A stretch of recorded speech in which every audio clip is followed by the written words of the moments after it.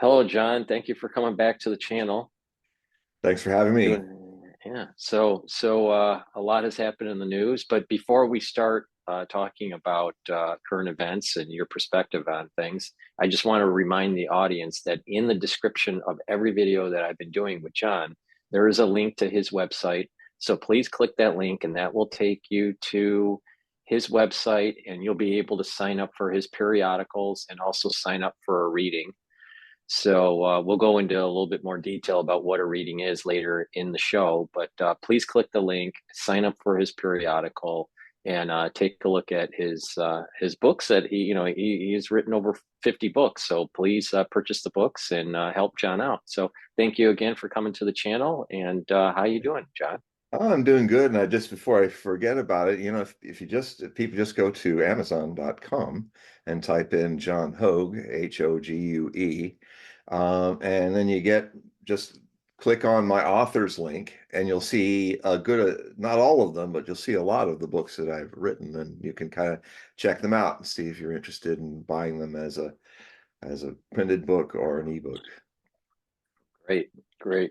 Do you think that more people are doing the ebook or doing the printed books lately? I think as more people actually do the ebooks. Really? Yeah, See, I had this but thought that I'm maybe getting people are more and more people going back to print. I have this feeling that people are moving more back to the print. Yeah, There was this time period about 5 years ago, everyone wanted an ebook, ebook, yeah, ebook. But then all of a sudden that people are like going, they like the feel of a yeah. book, or they Well, compare, in my and books, there's the aesthetic. Right. back here That's you the can kind thing. of see them in the back there. There's a whole bunch of them. That's Yeah. only like half, Yeah. and they have very beautiful covers. Yeah. I did 5 new covers at the beginning of this month with my designer, and getting ready for the Nostradamus project, and the book that a lot of people have been waiting for years has finally got its last title. It's not the Roaring 2020s anymore. It's called The Book of Things to Come, and it goes 4,000 years into the future from main essay themes of main interests of topics of where we're going with politics, with love, with war, with genetics, with reincarnation, with all that, and spacefaring and all of that, UFOs, and just takes it in deep into it takes us through the age of Capricorn, which is the great age after the age of Aquarius, where humanity is supposed to transcend. It's symbolized actually in the Capricorn as the high peak of the mountain, which means the Everest of the earth element. So it's the last time Earth is an age in this grand cycle of things. So it's literally that potentially means that the high peak, it's like you climb to the Everest of consciousness in the next 4080 to 6080, and where human beings actually transcend their physical nature and even time itself. And I kind of, in one of unexpectedly in my Earth Trauma report for this new bunch of articles that I put out just now, or my website updating all the samples. I just did that a few hours ago, so it's all fresh in there for everybody to sample.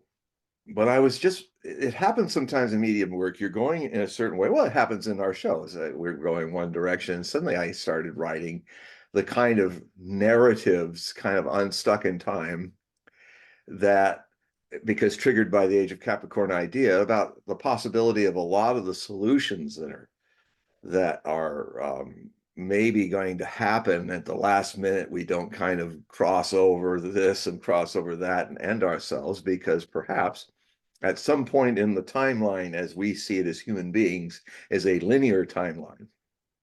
The people of the future were also living that at a certain point collectively, um, became unstuck in time. And therefore, I mean, I don't know if I've talked on our show. I think I've done before years ago, but I had a Satori when I was 21.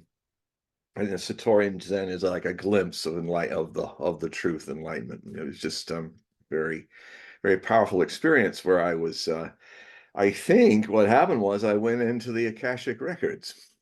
Um, And something parallel to that is, well, you notice in the trilogy on Neo and the Matrix, there's the wonderful scene where he meets the architect.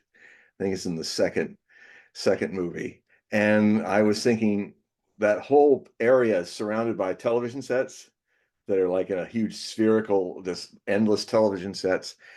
Um, what I experienced was remotely like that, but I was thinking, boy, the Wachowskis might have had something going on there, because what I ended up finding myself in this position where my visual sight was completely off what is humanly possible. I was literally as if a sphere's surface could be all eyes, an eye essence.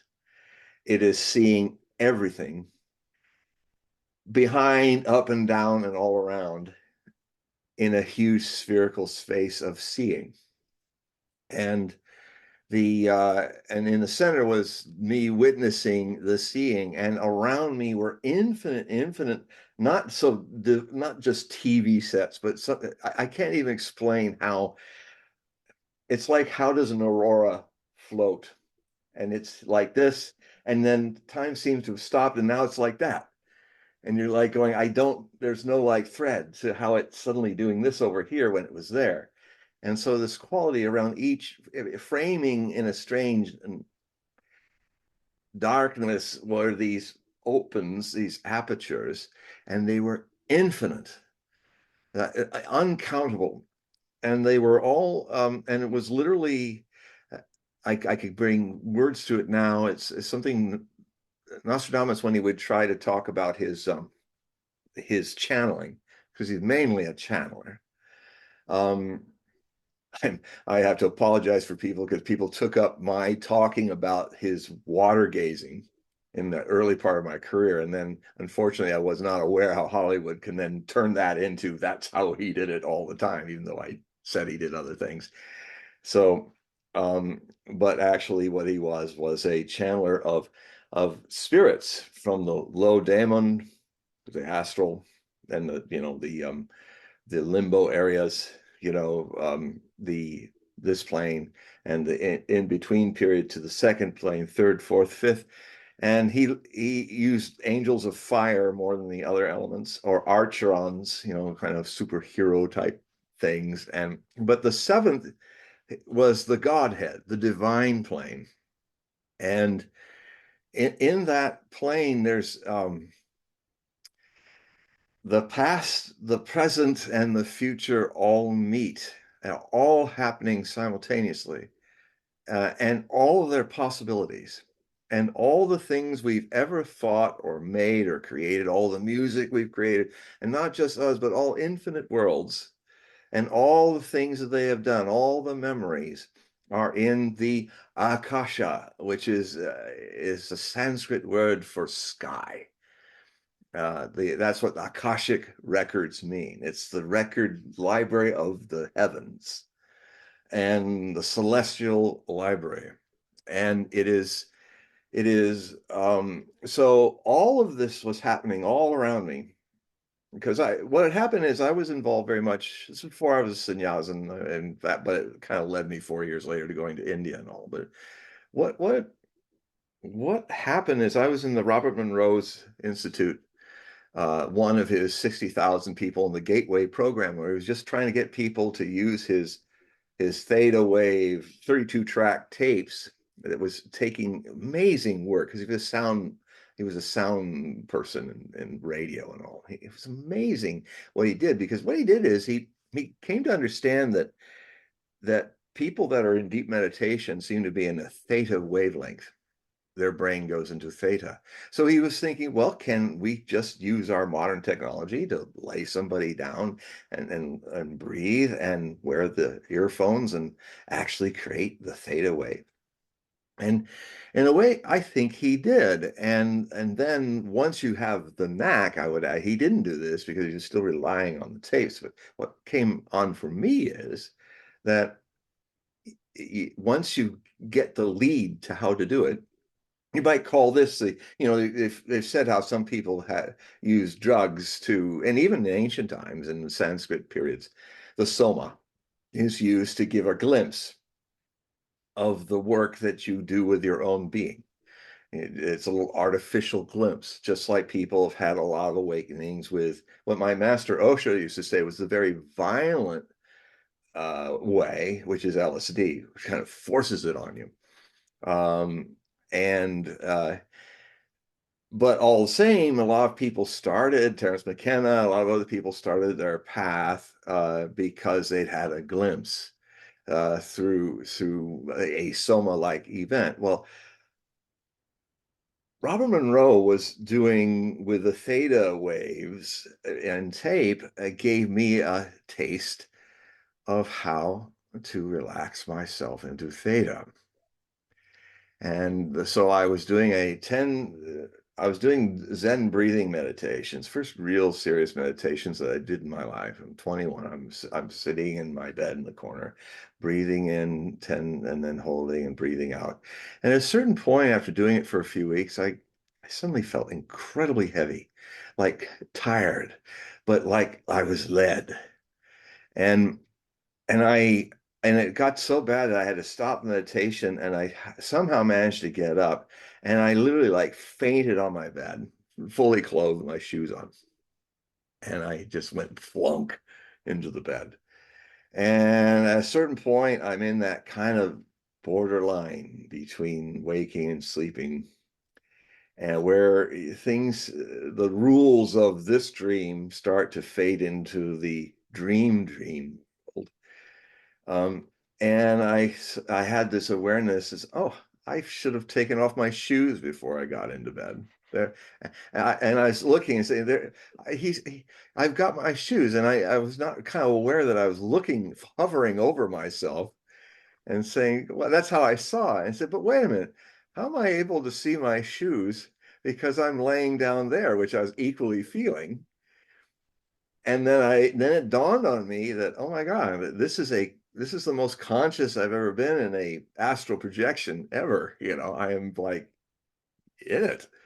And then what happened was that, I mean, some people have heard this story, but many new people haven't, so I'll tell it again, even though it's been years.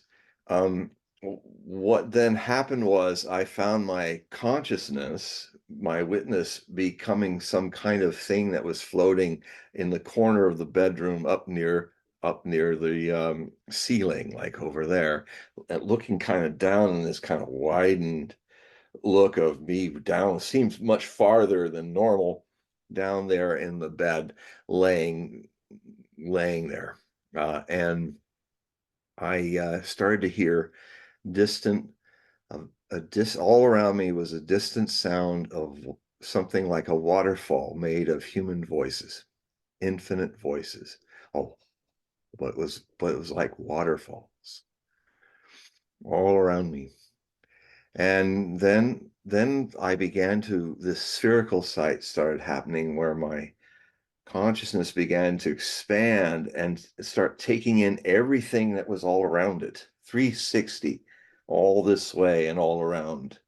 And and then whatever I touch, and then suddenly I'm getting bigger and bigger where the world is going away, and I'm in space and I'm around planets, and whenever I touched a star or a planet, I became one with it. And at a certain point, because we're not in time linear anymore, everything's began to happen at once where I was now in the center of, and I was invisible, but I was there witnessing in the center all these infinite possibilities and memories, like a great hall that was circular, like a sphere of infinite, like up there and then bigger and bigger, bigger, bigger, and then down, down, down, down, down. And all of them were playing. All of them were playing their stories out at once. And I could be here in the no time of it. And if I wanted to be in one of those windows, I was there for a million years. But when I came back out, it was just like nothing. But when I was in it, It was a million years. It's like sitting for a million years and then coming out. And so then the voices changed. Something was wrong. And so I started looking around for that little window of this little person sleeping in his bed somewhere, which was me. I got to that place back in the bedroom, and he was now laying on his back in bed, with the covers over, and his face was very pale. And I was worried that something happened. And so I made I had made, not so consciously as I've done in other astral projections, even Ron Monroe would talk about, the more you try to get back into the body, the effort is actually, you have to do the opposite. You have to let it all go. So if you can imagine, if you have a consciousness inside you and you start squeezing it like your bicep, I was like going, trying to get back in, doing the wiggle your toes. It was one of his ways. But the toes were, they're just, nothing was moving. And he was like, and so I couldn't get in. So I just was hovering there and I went, I've died. Because it looked dead. It was pale. And I said, I've died. Something happened and I died in my astral projection. Strangely enough, I wasn't feeling, oh my God, it was more like suchness, such is the case. What else? You can, it's like all those identifications of why me or why I have all these plans, that was irrelevant to what I had just seen in the Akasha. And so I was there with it. It was like suchness, such is the case that I'm dead, and all whining and crying about it is really irrelevant because I'm dead. But there's an awakening too, because I was watching it. So what I simply did was I just let it go. So, well, I obviously can't do anything. I'm dead. And so I let it go. And then this thing up in the ceiling that was this witness of all this, it started to get heavy and heavy, and it started to sink like a balloon that was losing its hot air, so it couldn't float anymore. It was like grounding. So it passed through the carpet, and I had this amazing experience when that started happening of seeing things absolutely solid as we see everything, but equally, I was seeing absolutely everything from the inside too. So, I mean, it wasn't just carpet, it's carpet, and I was in the boards of the trailer that I lived in, the double wide in San Pedro, California. I was floating, and as I was going down, I was floating into the basement area where all the sandstone, sandy earth of San Pedro, of Los Angeles area was there, and then it started to curl and then come up back towards the floor. And then I was seeing myself coming through the boards again, and and everything was getting bigger and bigger, and I could see my head coming in a forest of bed springs, and the bed springs were like, oh, and I was getting very small, the perception, to where my head looked like a planet that I was coming in like a spaceship to. It was that vast, and I was heading right for the nape of my neck, right there. And it was like, whoa. The nape was like gigantic. And then the moment I touched it, everything changed. Immediately, I was in the dimensions of a cold body, and it was as if somebody had grabbed me by the head and gone whack, and with the feet going whack. Like I came in very violently. It was like somebody held my head and whipped my body like a wet towel. Whack, and it hurt. And I was laying there, and I could feel the mass of my body, but I could not feel. I had a pain in the nape of my neck, and I thought, oh my God, I've come into so hard, I broke my neck. And now I'm there again. I'm back. I can't really see. I keep my eyes closed. I'm still kind of feeling this weird of the voices, and I'm laying there, and I broke my neck. I can't move anything.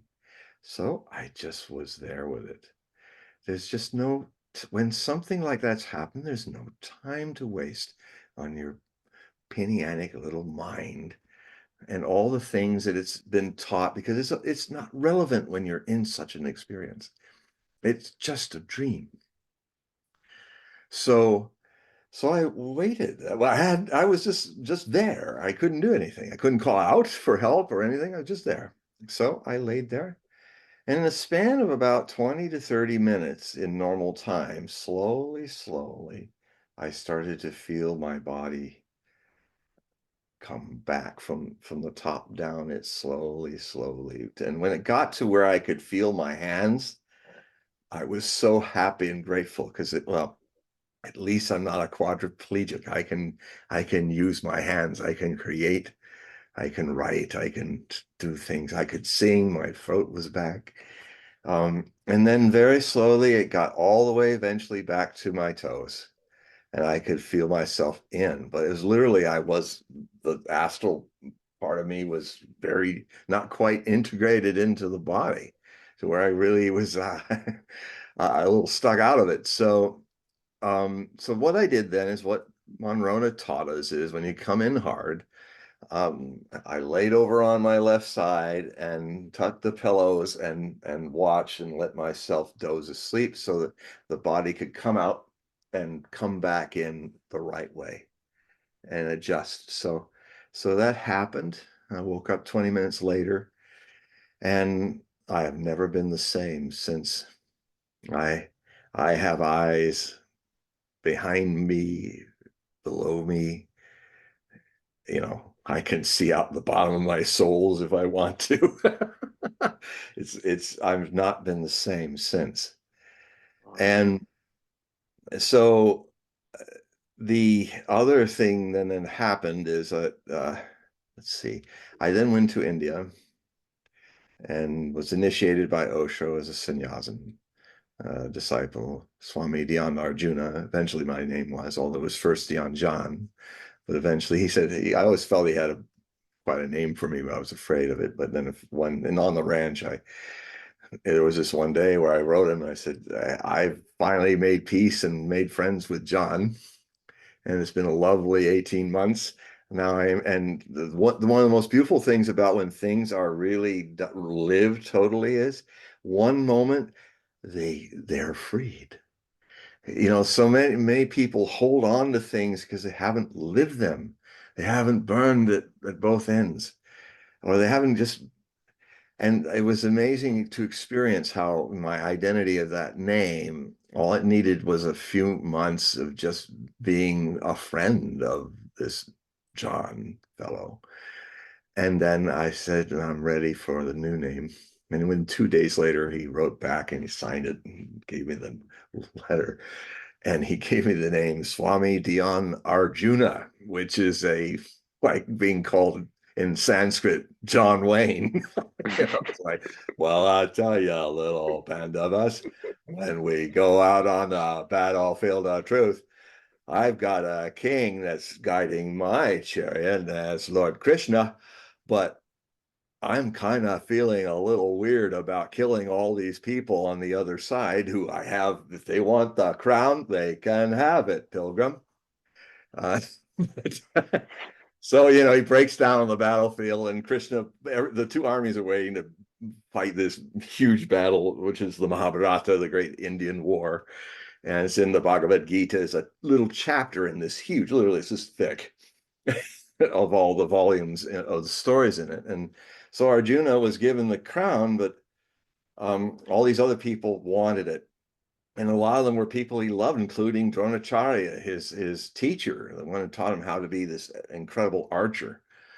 And they're all over there. And it's like, so Krishna convinces him of the Bhagavad Gita is kind of a treatise of debate on transmorality. That is, a reality that's beyond the normal concepts of good and evil. and where killing sometimes is good, and peace is evil. Things get a little mixed up. Now, Arjuna debated with him all the way through, and kept questioning him. But the interesting thing, that the first impression deeply that I had about when he gave him that name was not about all the war and Arjuna and all of that. Or a few days later, when I got my new job, which was as a pest controller of the Oregon commune. And, I had this really, we were first a team, then I was alone for the next 2 years. But I had Ravi Dasa was my worked with me, and his father was a like nuclear scientist, and he was a really brilliant guy. And so we all had our handles because we all use radios, and we found a lot of the bars all around Oregon used to listen to us because we were really quite entertaining. And to give you an example, when Ravidasa was calling me, he say, brain to weapon, brain to weapon, click, weapon. They've got they say there's a big monstrous rat in Sheila's trash can. Can you go check it? I'll check. Brain and weapon. That was our brain here. Weapon. so so actually, that was an interesting story. I'll tell that, and didn't with the other times I've told this, but I got a bit jaded. I wish I had saved all the notes that I got from different people. Oh, there's this huge monster. There's this giant thing, and it always was. I'd walk in, it was some little mouse going, "Please don't hurt me." It was like a big rat. He's there. There's all hyperbole all over the place. So I'm coming to the Jesus Grove where Sheila's cook, his Italian cook, was there, and he was looking quite. Oh, you've got to see this. And there was this plastic trash can, big thing, and okay, show me your rat. Well, he's in there. He says, okay, I'll take a look. I lifted the lid, saw two huge sets of black eyes. It went. It's a big rat because you can see the glint of his eyes. And I went, I closed it. It's God, I don't know about this one. So I told the little Italian guy, I said, now when I count to three, I found a brick. So I said, now when you count to three, okay? Three, yes. Tres, tres. I said, okay, so one, yes, yes. Yes, one. You're going to lift it, right? Yes, I will. Yes, so one. Yes, yes. Two. Yes, yes, I hear two. Three. Yes. He didn't lift it. Lift the lid. He pulled it off. I raised up, and then I went, oh my God, this rat had it was like a cartoon character. This rat had gorged himself on really good food. It was all piled, it was only about this deep, and he was down there. He was about that big, and he literally is like the only part that looked normally like a rat was the head, and everything was literally a pear. like it's almost like he was one of those characters where he was blown up like a balloon, and the hands are like this and the feet are like that. I mean, he was kind of like that. He had gorged himself and gotten huge, so huge he couldn't even lift himself up. And he had that universal look that all mammals have. And it was literally like, oh shit. Because here's the brick. And then fortunately, I dispatched him. We didn't know what hit him. And I just retrieved the brick and closed the lid. And that was the end. He became part of the compost. So, um, so transmorality is the thing that Krishna was trying to tell him. But the thing that really anchored me to this was not the warrior and all of that, not the John Wayne part of this. But I was immediately remembering that thing that happened to me when I was 21, because the climax to the debate that Krishna is having with Arjuna is that Krishna shows his divine form. And I mean, if you see some of the wonderful Hindu artwork that shows it, it's like Arjuna's like trying to hide behind his namasteing hands. And there were times when Osho would do his big eye meditation over me that I was like going, oh, please, can I hide behind my hands? Because it's like ultimate nakedness. And he's kind of cowering, looking at this. It's like infinite lines and lines of Krishna's head changing into worlds, changing into angelics, changing into demons, and it's like all that happening, good, bad, ugly, and glorious. And this the divine form. And finally he says, please, please come back to your form. This is too much for me. I feel like I'm going to be burned up. And he did. But finally, though, Krishna really lost the debate, says my master, because finally he resorted to the same old thing that all religious manipulators do. He said, it's God's will that you do this. You are supposed to kill all those people. It is God's will that you hold the crown. And you can't argue against that. But Osho, being an enlightened great master, he used to take a lot of those stories and give his own enlightened take on it.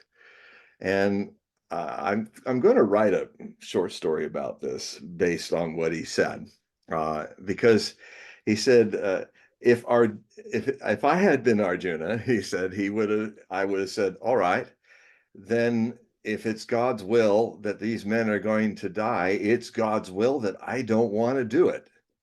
It's God's will that get off my chariot and you sort this mess out yourself, Mr. Krishna. It's God's will that I'm taking my brothers and we're all going, as we always wanted to meditate in the Himalayas. That's God's will at this moment, and then leave the battlefield to these idiots, including the divine idiot Krishna. And so anyway, how can I square the circle after all that? So I continued to have experiences after I came back from India, when I was there for 3 months, 1980, my first trip there. I nearly died. I had 3 brushes with death. I nearly died. It's funny how I have to caress my sahasrara right now. I nearly died 3 times. At the end of my stay in India, the bronchitis that almost everybody had. Back then, India was wild. It was developing nation time, and it was such a shock. Oh, the water was not good. You had to boil your own water, and we were doing groups, so you didn't do enough of it. It was very polluted. It's changed a lot over the time, but then it was real spiritual boot camp in those days. And so I was my bronchitis. I was supposed to have a leaving darshan with Osho, where you get energy from him because of my time to leave and go back to California.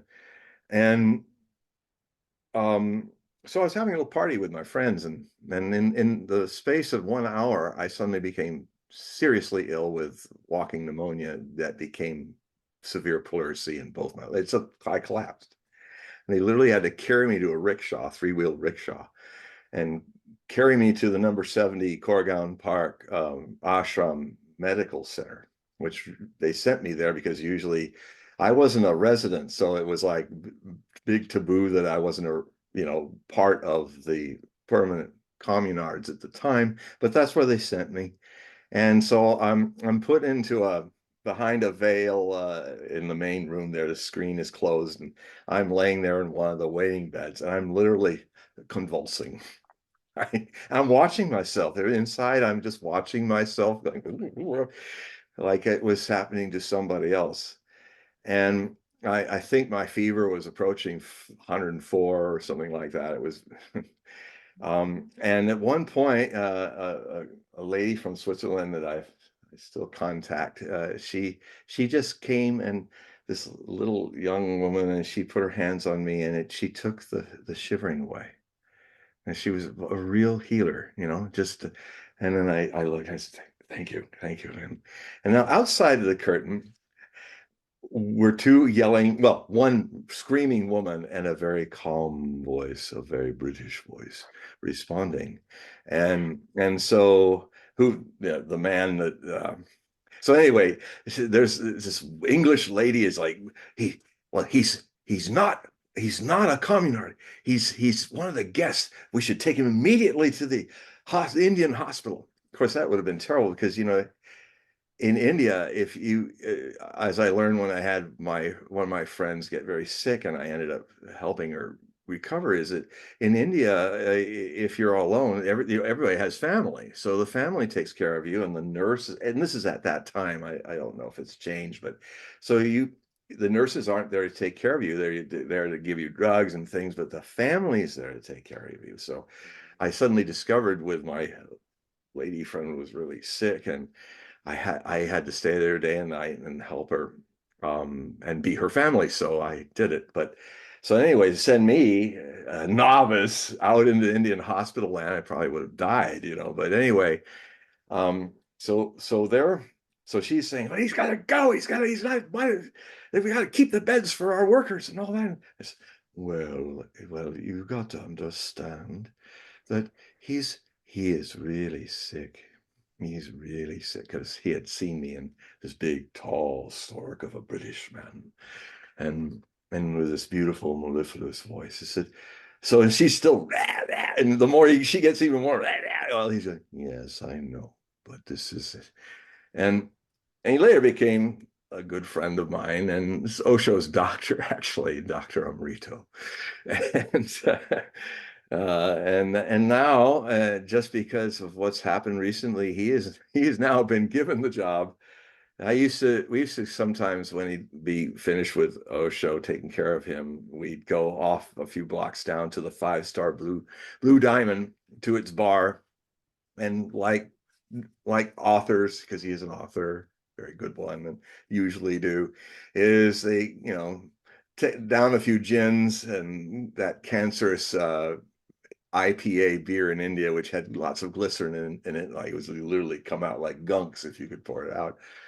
Um, and so this is an idea. You take this idea, and okay, you take this idea. I'd say, and so yeah, so now he is actually, because Jayesh, who has been the person who has been running the place since Osho left his body in January 19th, 1990.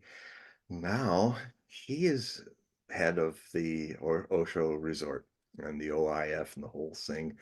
He hasn't said anything yet, and I just sent him good energy, because I used to say, when we were a little buzzed and we're looking at each other and stuff, he says, because when he got the job after Osho left his body, I said, I am so glad that I wasn't chosen to get your job. And I almost, at the right time, I might send him a little email and say, well, I still feel that way, and get him to laugh or something.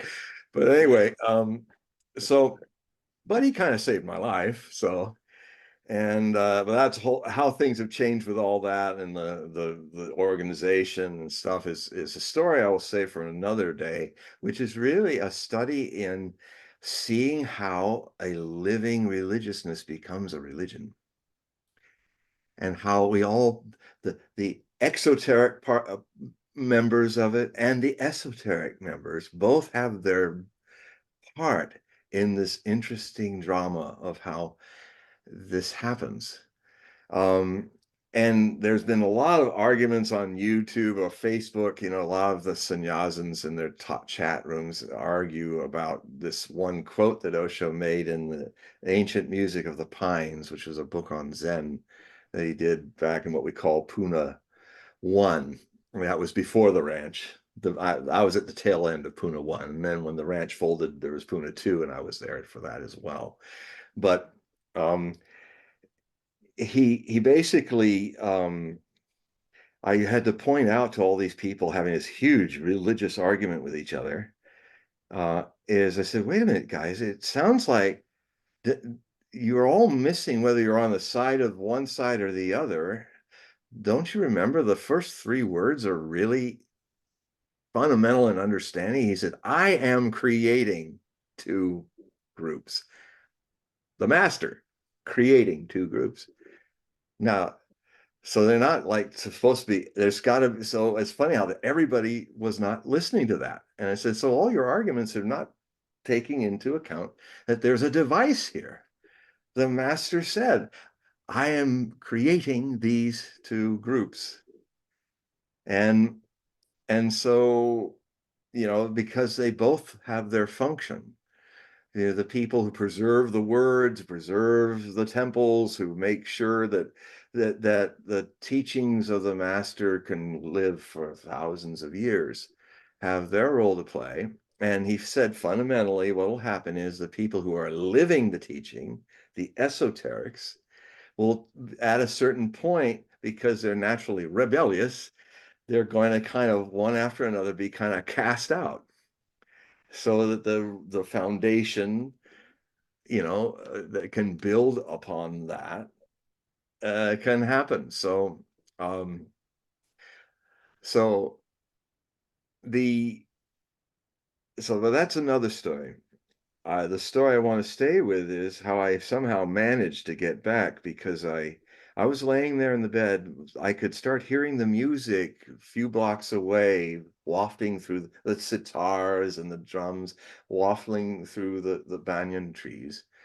And what he would do is, the energy darshan, he was doing this experiment with energy darshan where he had a little switch where he could, with his foot, turn off all the lights in the commune at once. And everybody had to stop what they're doing and just kind of get into this kind of group energy that he was building. And he would surround himself with his female channels, and they would just dance and just get into this pure feminine wildness, just dancing and be so kind of grounding the energy. And then he'd have people who were leaving, he would lean forward and touch their third eye with his thumb or his forefinger and just imbibe them with this energy. And I so wanted to do this, but here I am laying under a mosquito net on a wickery kind of bed, and I'm feeling, actually, my right lung has ceased to function, because now it feels like a cold alien object in my chest. It was colder than the rest of the body around it. And it was for some reason, it reminded me of a picture I saw before I came there of an X-ray from the Vietnam War, with some North Vietnamese soldier had a dud, a mortar shell, come through this area of his collarbone and kind of crush through his lung and just take the space where his lung used to be. And you literally see it's like, here's a lung over there, and here's a mortar shell, unexploded fins and everything, where in his chest. And I felt, it's as cold as that picture. I feel like it's a mortar shell. It's not a part of me anymore. Kind of, it'll be a helpful note when death is finally witnessed, that I can notice that the body, I'm no longer being part of the body, because it was definitely filling also my other lung. I was only breathing from this part of my lung. And so I'm laying there and say, if I may not survive the night, and I can really say from personal experience how pneumonia can really get you. It can really take you down all the way, even a 25-year-old young strapling man. And so I'm laying there, and I'm hearing the music, and I said, well, Osho, I have no idea how I'll ever get back, afford to come back, or ever see you again. So, all right, without saying it, I was just saying my energy. I just relaxed and said, give me my energy, Darshan, right here. Because I got to let go of this attachment to being around you, because I'm going to be on the other side of the planet. And if I can't find a way to have an immediate conscious connection with you, heart connection, then that's what I really need to do. So, but I'm verbalizing, it was all like instant insights, that the words. And so I laid there and I wafted off to sleep. Next morning, I was breathing in both lungs again. Everything had really improved. and I was strong enough to get up, and I was take that morning I left the hospital, and then in the next 2 or 3 days I made my way back to Bombay, Mumbai now, and in a cab got on the plane, went overland to Heathrow Airfield in Britain, and then went overland to New York City, and then had to stay in New York City, sleeping on the marble floor because the winter had closed the airport, big blizzard.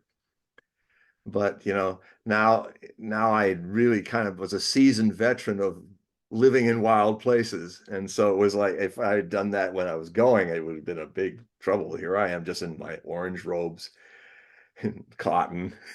I just get my pack and lay on it. And it was like, not up, I can do this. I just almost died and I just come across the world and I can do this. And so I slept there and got on in the morning. There was a flight out. And then I have a picture. Sometimes I show it on my website, a picture of me when I finally got back to San Pedro, California. And I'm like this little stick neck. And, I'm grinning and I'm like, ee.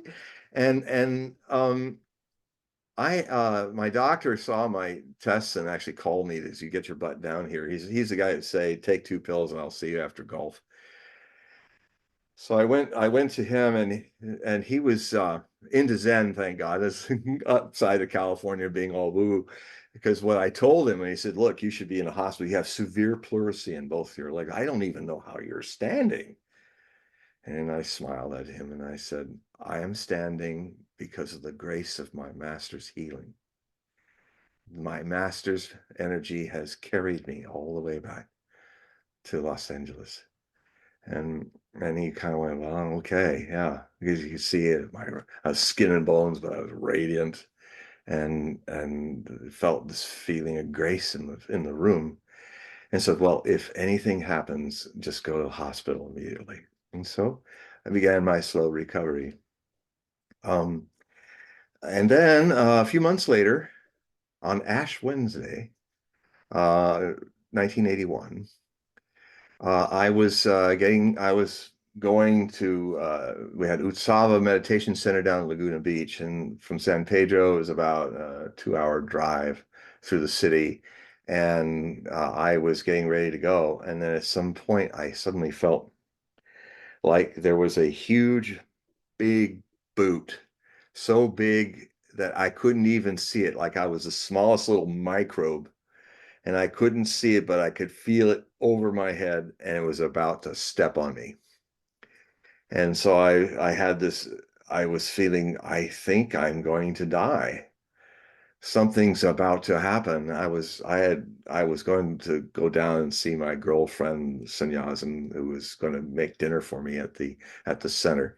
So I was hovering at the doorway, felt like I don't know when I should move or go.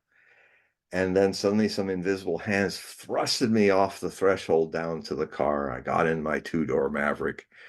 Um, uh, and 45 minutes later in Long Beach, California, I'm going through my green light and some Mexican illegal alien driving his brother's huge station wagon without a license. uh, Tried to run the intersection and hit my driver's door at 55 miles an hour. My head in recoil, I was seatbelted. My head in recoil hit the window at 55 miles an hour that way and knocked me out. But what I experienced inside my thick head, it's amazing how the blows this has taken without much damage.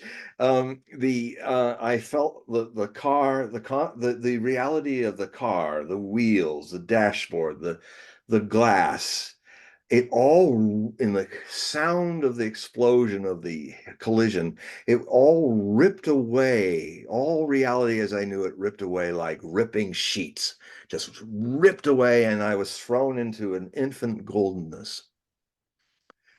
And in that infinite goldenness, um, I was not thereing. In fact, Robert Monroe had really wonderful ways, especially in his far journeys, his three books. He really taught me how to talk, use linear language to get a little closer to something that really can't be expressed in a normal way. Because what happens here is not what happens there. It's a different thing.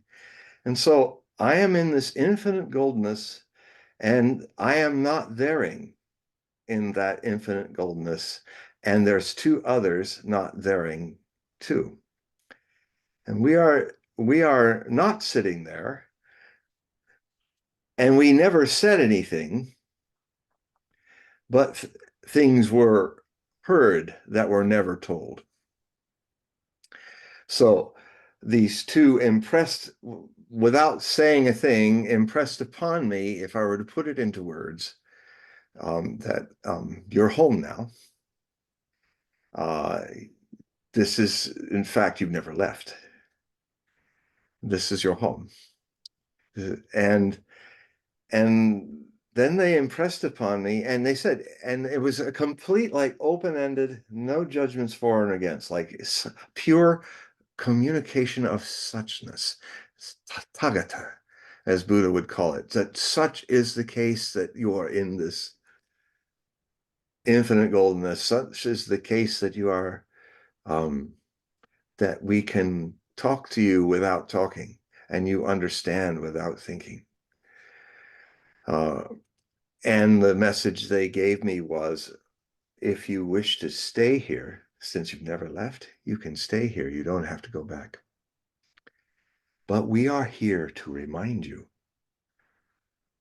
that you chose to go back there. And that was something, because I had dreams as a child of how much I did not want to be born again.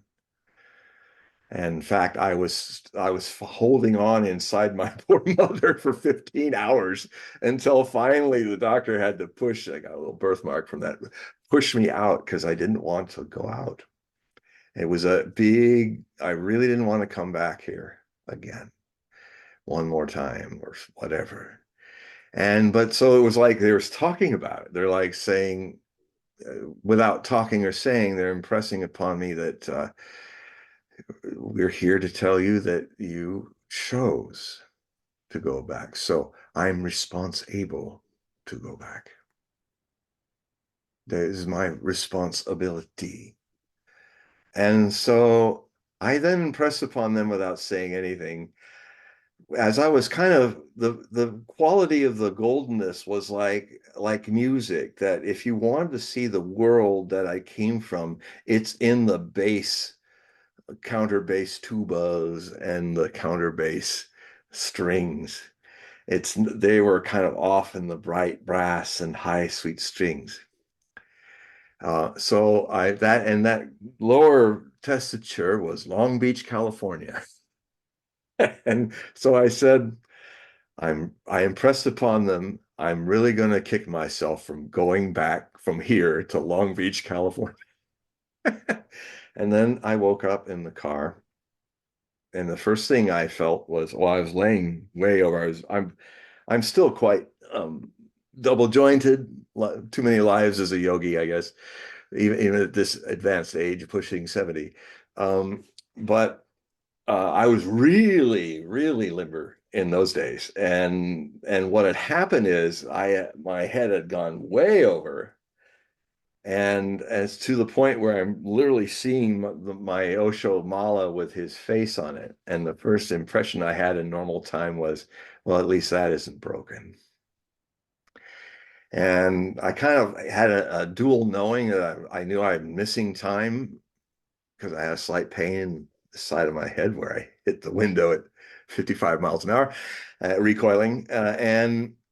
And so the first thing I did is I sat up in the chair, and I felt as if I'd been a time traveler, come back from a million-year journey back to this reality. I felt this energy of coolness radiating all inside and out of me, like an aura of coolness.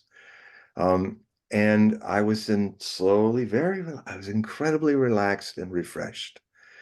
I was looking at the dashboard was an accordion, and the drive shaft was bent.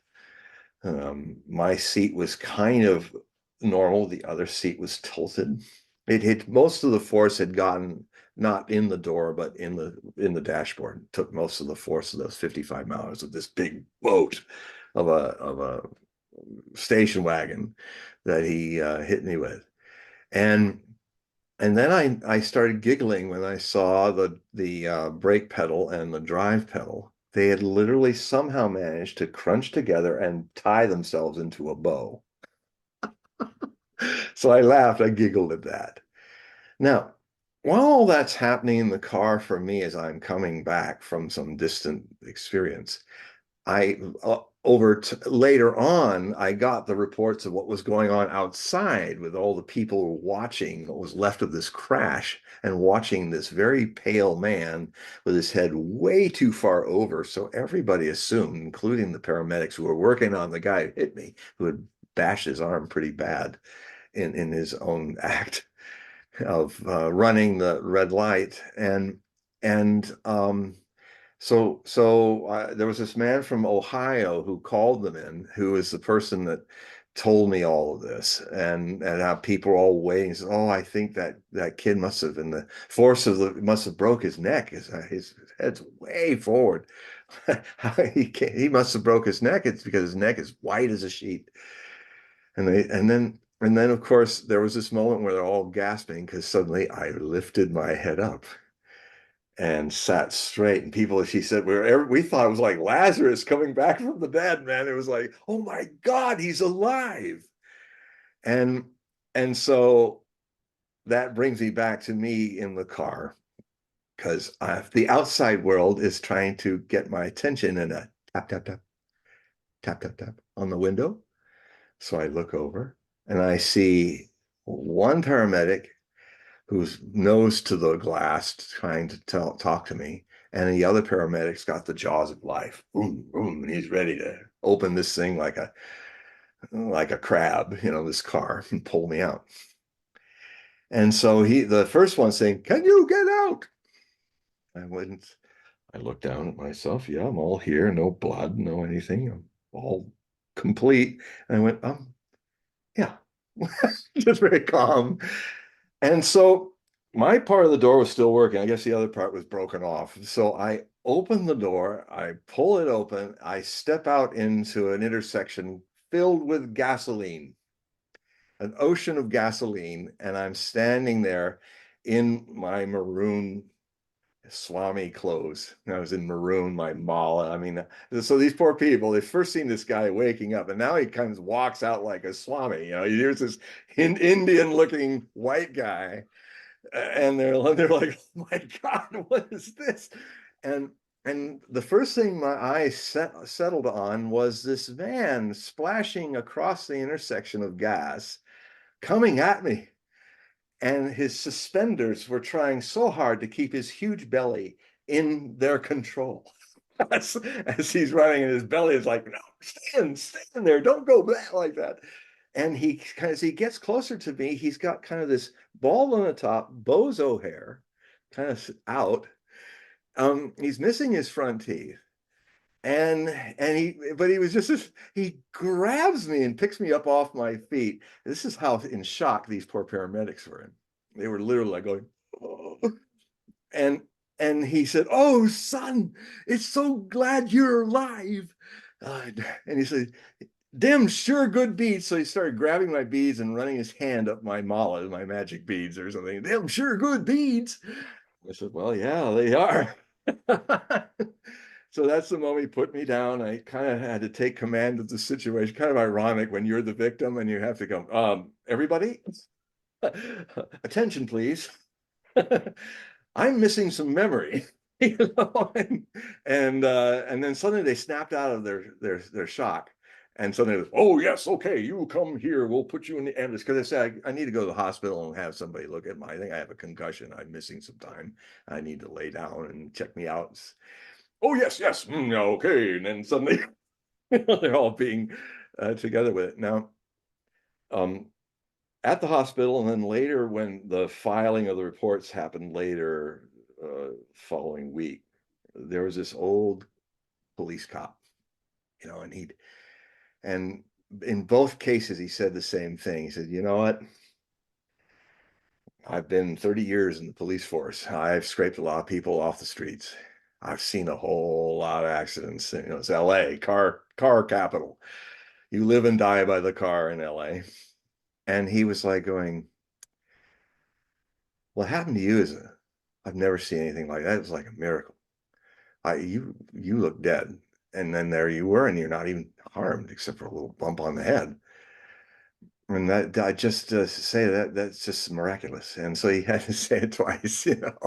He's probably since passed on to that into the same mystery that I went in, and it's a time to want to look golden at that point, and came out. I really was changed by that.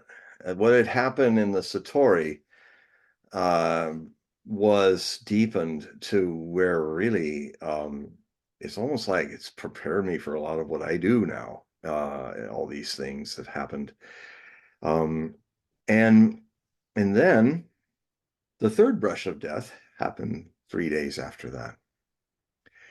I was in. My mom had gone off. My father and I were there, and I was feeling, the effects of concussion. I was pretty vulnerable.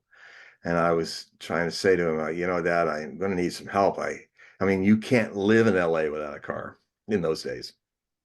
It's just not possible. It's like the desert without a camel. Good luck with that. And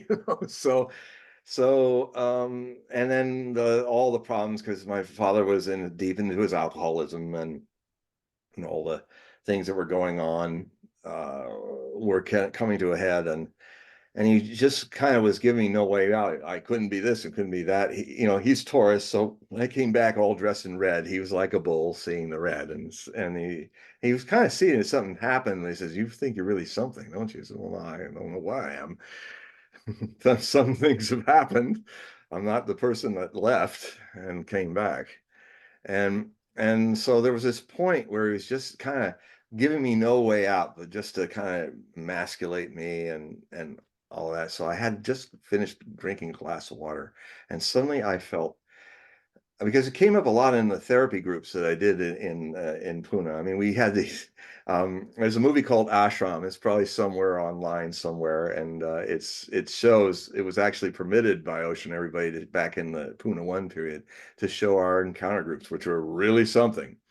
I mean, everybody naked in padded rooms with all these, some of the best human potential movement people in the world all ended up disciples of Osho. So it was truly catharsis at its peak, and you felt like you burned through 1,000 lives every day in those rooms. And I highly recommend the whole world go through that.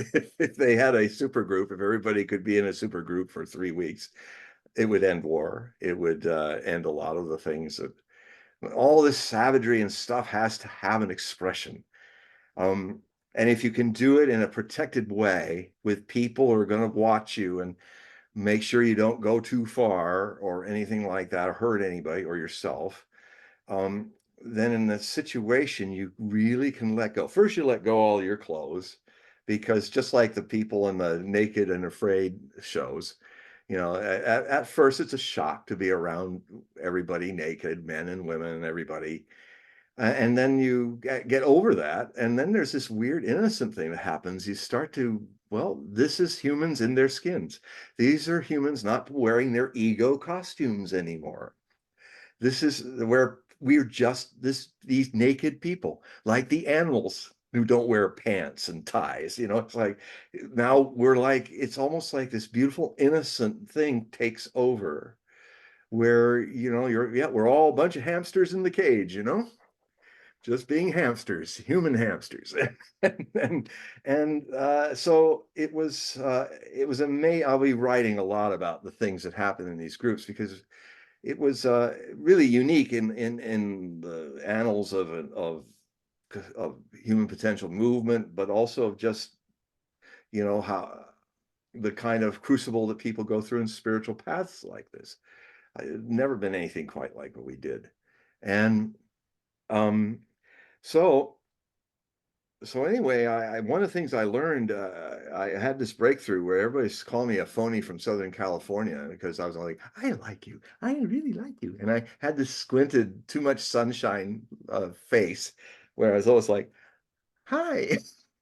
It's just, and then I had this run around with a red-headed, green-eyed lady from Holland who who we ended up triggering each other, and what long story short, I'll tell more of the story at another opportunity. But what happened was I discovered that my survival mechanism to survive my father, who I dearly loved, and he loved me, but he was a used to be an Army Air Corps champion boxer. He grew up in Watts, the only gringo when it was a barrio then. So even as a kid, he had to fight his way to school and fight his way home. So he had a rough life, and he coped with it by drinking and smoking and drinking remarkable amounts of alcohol that I could not imagine. Of course, he died at 71, kind of burned him out. But um, he,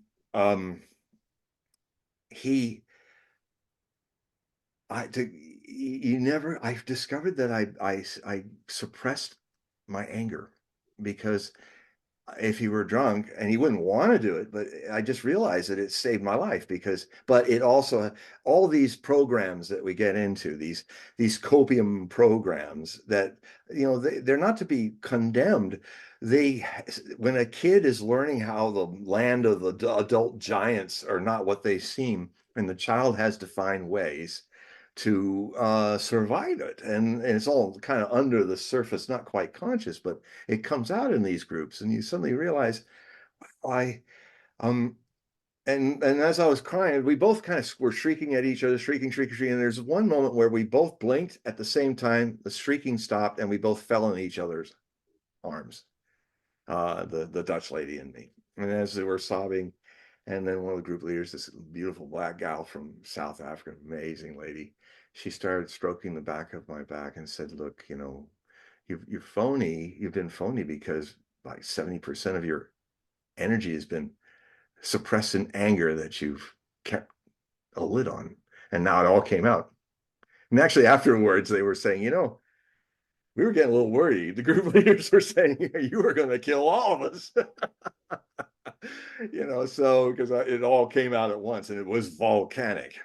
And I could have, but I didn't. There's something about these groups with enlightened masters, an aura that it's amazing how things don't go to the end like that. I remember one time, Manan Sheila, who was prominent in the wild, wild country, she was Osho's secretary. I knew her, and sometimes she'd tell stories to me about daily things that happened. And one time we were having this space when we were building our ranch and our city there, that there were all kinds of things happening where somebody fell off a roof, but they landed and didn't hurt themselves. Or a guy was doing the backhoe next to a 12,000-volt line and his backhoe hit it. And the whole thing fried the backhoe, but he wasn't fried. And so Sheila's like dealing with all this. And so as Osho was writing something, she was saying, Bhagwan, how is it that people don't just get killed or things that we're all doing? It's dangerous. And he's writing, he just looked up anyway and smiled, went back to writing. And it's just the aura of the master. It's the aura of a great master is able to. I don't think he even knows how it's done. I mean, I think there's the real story here is that a lot of things that are incredibly spiritual are not will driven because it's beyond will. It's just like and it's like the millipede can walk on a pair of 500 legs perfectly as long as the millipede doesn't think about it. And there's that Aesop fable story when the bunny asks him, "How are you able to do that?" "Well, I never thought. Let's think of that." He falls over and says, "You darn bad bunny, look what you did to me. I can't walk anymore." And there is a quality, a higher spiritual reality that non-doing attracts happening. And it has to be a point where you're indifferent or better, you're in a state of indifference. Because when people think of indifference, it's always, well, I don't really care. Well, yeah, it can go either this way or that. That's passive aggressiveness. But indifference is neutral. So it's like open and available, but without any design, just being kind of in a sense of ignore sense, where you're not like identifying with things, but they're before you. And you're hearing them, you're in the world. I mean, I'm seeing my bookshelf in the back there, but I'm not like going, what's that? Why is that bookshelf there? I'm not identifying with it. So there's this quality. It's not like you're ignoring it and pretending things are not there. It's where you're just neither this nor that with it. And then it brings you into the center of the moment. And then a lot of magical things happen effortlessly, and you're not even anticipating them. You just are then learning a spiritual response ability where, and it's something you don't have to achieve. You are this very nature of your eternal present self is this. And then you come back to it. You had it when you were born. It's innocence, innocence.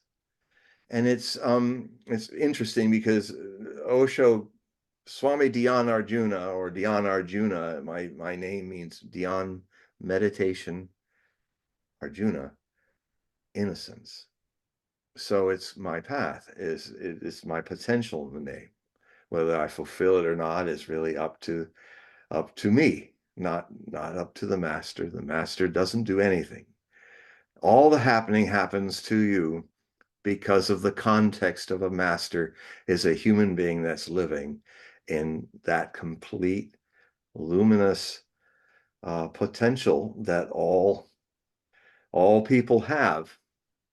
If you were a wave in the ocean seeking a wave master, the wave master makes you aware that the surface of you, which you thought is who you are, has nothing to do with who you really are, which is the ocean inside the shape of the wave. That it can continue to gain new containments for it, new lives, millions and millions of lives as shapes of waves, but it's always the ever present, ever eternal, oceanic beingness. You know, the personification of God is an imaginary friend for adults who cannot feel the godliness within. You can't find it, I would contend. Don't believe me, don't disbelieve me. Test everything I'm saying through your own experience. I know you'll come to the same conclusion, but it doesn't matter what I say right now. It has to be experienced. So there I was talking to my father, trying to, and then what happened was all that pent up 25 years of suppressing my anger, I could feel it in my horribility. I couldn't stop it. It was like I wanted to, but here I got the glass in my hand. And then I suddenly let out a shriek that was so loud that some of the neighbors almost called the cops in our trailer park, but they didn't. Again, grace of the master, didn't get anybody to interrupt a very important moment for my father and I. I took that glass and with all the hate and anger, I said, God, I threw it into some of the cupboards of the kitchen and shattered into a million pieces. And I said, I hate you. I wish you were dead. And he leaped out of the chair. I leaped towards him. He leaped towards me. And in the moment we touched, because it was like a fight, I went back into that space again. I was in that complete let go. And I was watching him very impassionately from a distance inside of myself, watching him he was mad. He didn't hit me, but he was like, he was kind of unhinged by what I'd said and he couldn't even fight. And he was just like rolling me back and forth in the glass on the shag carpet. And then I said, Dad, Dad, just this quiet. I said, if you really want to kill me, just hit me here where I hit the car. If you really want to kill me, just punch me right there. And he let me go. And then this rather comical period happened after that, where we're, because my God, what if mom comes home? We're both in trouble. It's like so we're kind of throwing invectives at each other, but our bodies are actually being responsible. We're cleaning up the mess, we're picking up all the glass, we're sweeping everything, cleaning the water and all that. And then there's this one point where he says, and and if you were really a man, you wouldn't be wearing that red stuff and you'd have one of these. He points between my legs. And I said, oh. I said to him, I said, you know what? When I was in those groups in India and I was visualizing myself as naked, you know what? I didn't have a dick. And you know why? You took it from me. When truth hits us, the mind and the ego can try to stop it. When it really hits the spot, it's like, oh, it hit him like a blow, and it was like, well, oh no, no, that's not true. When it's in there, it's in there. So, no, the snake didn't bite me. And then what happened after that was he got in the lounge chair, and I sat before him, and we talked, had a little more encountering, and then I kind of lost it. My brain was a little addled from being hit, and I kind of did one of those whoa, and just kind of fell into my own lap. And he immediately became sober, and he said, "No, son, it's all right. It's all right." And then I sat up again, and then with a different voice now, I said, "You know, we've it's not about me making you wrong or you making me wrong. That's what we were doing for God knows how long. It's not about that. That's just wasting time. It's what's happened is that we've we've walked through this life together, and and we don't know who we are." And he sat back in that chair. He took that in and he said, "Yeah, I don't know who I am, and I've got to find out." So he left that evening, went into a hotel room, and just with himself, just get out of the whole scene. I think on the third night, he looked into the big window in the bath thing and he said, "I got to go to AA and I got to stop drinking. I got to change my life." And that was his beginning of a very beautiful transformation that, fortunately for him and me, uh, we we ended up being really good friends. And it was a blessing because there was a time in my life as a child, I really thought of picking up a bat and hovering over his side of the bed when he was asleep and break his head open. And I have compassion for kids that do it, unfortunately, and have that. I mean, it's just, I was lucky I didn't do it, but it came, and it's amazing. That's why you can never give up on people, because you can go in such deep, dark places of hatred only because deep down hate is also deep love. And so, but we had to go through these catharsis. We had to blame each other. I had to see that my survival mechanism, though it saved me from being killed by him in a drunken stupor, it was a high price that I wasn't okay with being angry. I was Mr. Nice Guy. I was the child of the alcoholic, classic child of the alcoholic, trying to make everybody happy in the family. Um, and and so it changed. And then the last time I saw him was in early 1997 in Sepulveda Beach, or in California, when I was down there, and I was still up here now in Pacific Northwest. And I remember I crawled up into, he was in the passenger seat. My brother had this big van, the family and everything. I crawled up on his lap, and I hugged him and put my head against his ear, and I said, "I love you, Dad." And he said, I love you, son. And then, to my surprise, as much as to his, I said, goodbye. I had this, there was a premonition that this was it. And it was. And he stopped. He could feel it, this little vulnerable huh, in his heart, and he let it go. He said, goodbye, son.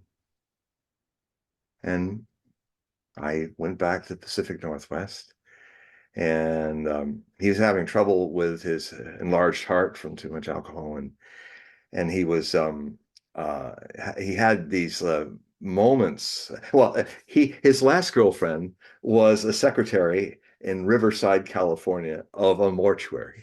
And so my father had a great sense of humor and said, well, son, I think I planned that good. When I go, it'll all be taken care of. So anyway, he's with her and he's got his walker and he feels this profound blackness that he said was like solid. It was like real. And he could feel it coming from his toes, climbing up his legs. And the moment it touched his heart, he was completely blacked out. And then when he woke up, his girlfriend was over him. Bud, we called Bud Hogue. Bud, wake up. And there he was back. And then his first impression was he couldn't imagine how he got himself so tangled up in his walker. I mean, it was like he said, I don't know how I got myself so tangled up like that when I obviously fell down. And so he was having these moments. And she had a nephew who was a baby and had been in an auto accident. And this kid was an old soul, amazing kid. I met him and he so my dad used to drive him around and take out the folding wheelchair for him and all because he was all like bent up, but he had this beautiful soul in him. And it's because of him that I know how my father died. Because my dad, being my dad, was a big, strong guy, or even when he wasn't, he was told, now don't lift too many wheelchairs and stuff like that. So he has Camaro truck, and he got folded it into the back, and he closed the gate, turned around, and obviously what he heard, this boy heard, he went, "Oh shit." My famous last words of my father, very Bud Hogue, "Oh shit." And what was happening was he was starting to faint again. So he was having one of those black spells. And when it hit his heart, he fell down, but he wasn't killed by it. He probably would have recovered. He fell back on the toe ball on the back of his head, which he had injured before. Oddly, they would do that again. And I think that's what took him out. So, but it was amazing.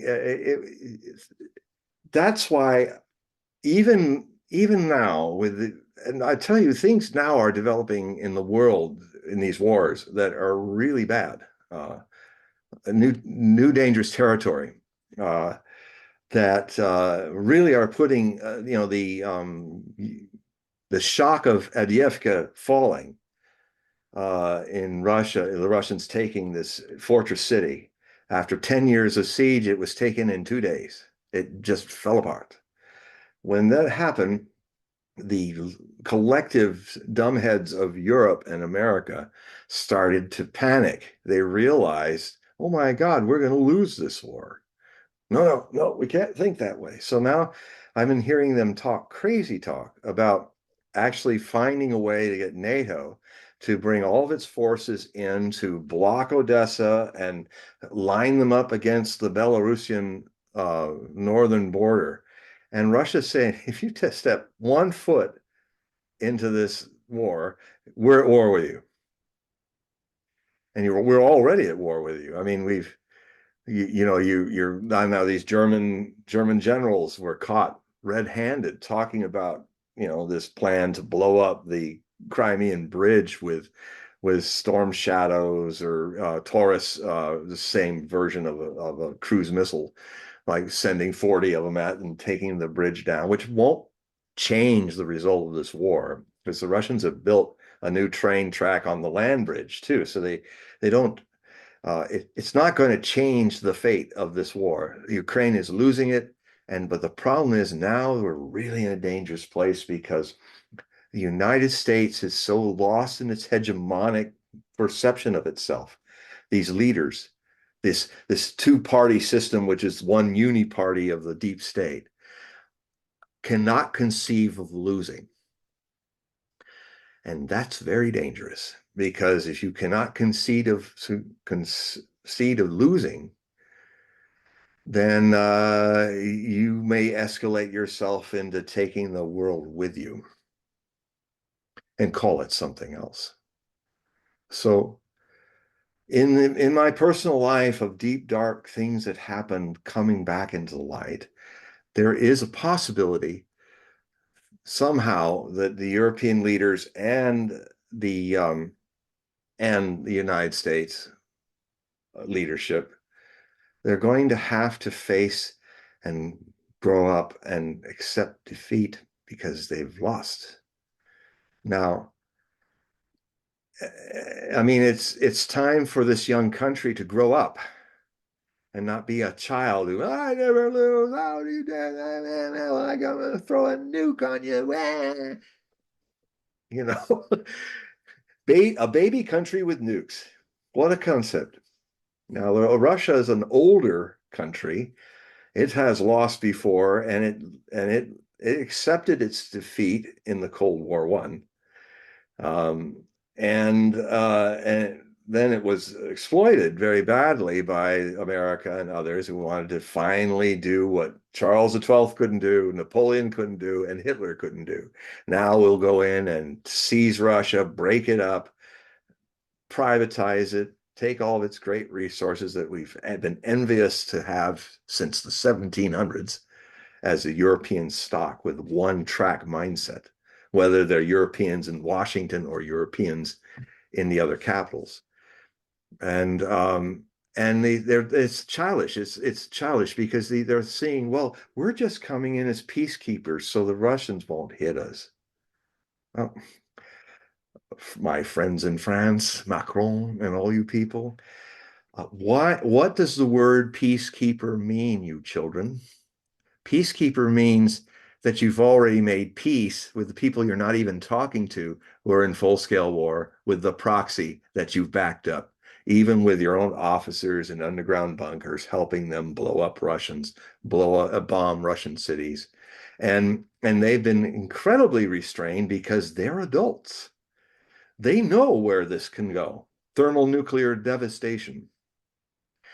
And we're all alive, thank God, for the Russians having level heads, because we would have blown this up in the second Cold War that started in 2014, when the West and America and allowed, and Victoria Nuland was the main architect of it, and she's still around in the State Department, had created a coup to overthrow the democratically elected government in Ukraine and replace it with a provisional Nazi regime, which changed all the rules, and all the third or 40% of the country, which was Russian speaking, said, we didn't vote for this. This isn't democracy.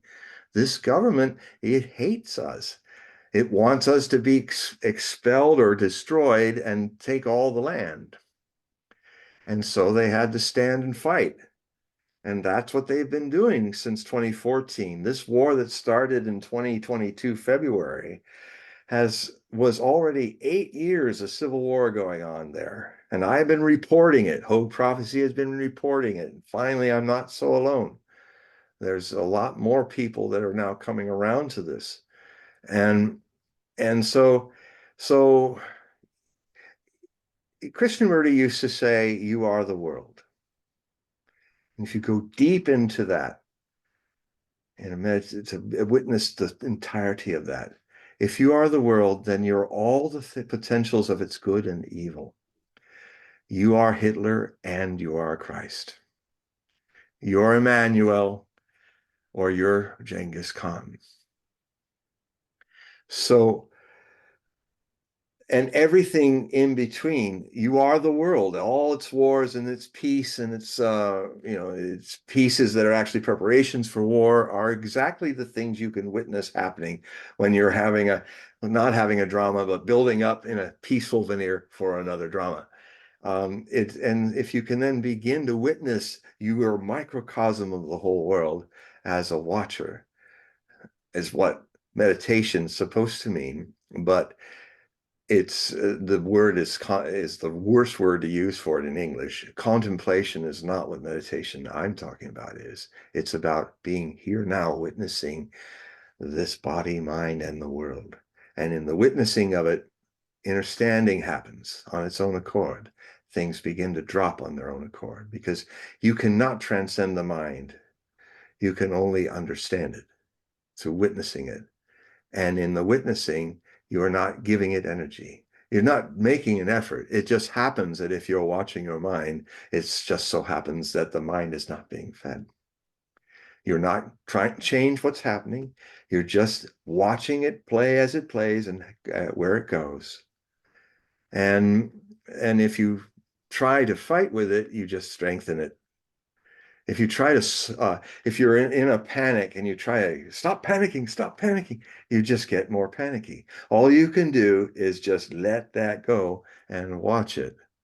And then what happens is the next moment goes by and suddenly you're not panicking anymore. Where'd it go?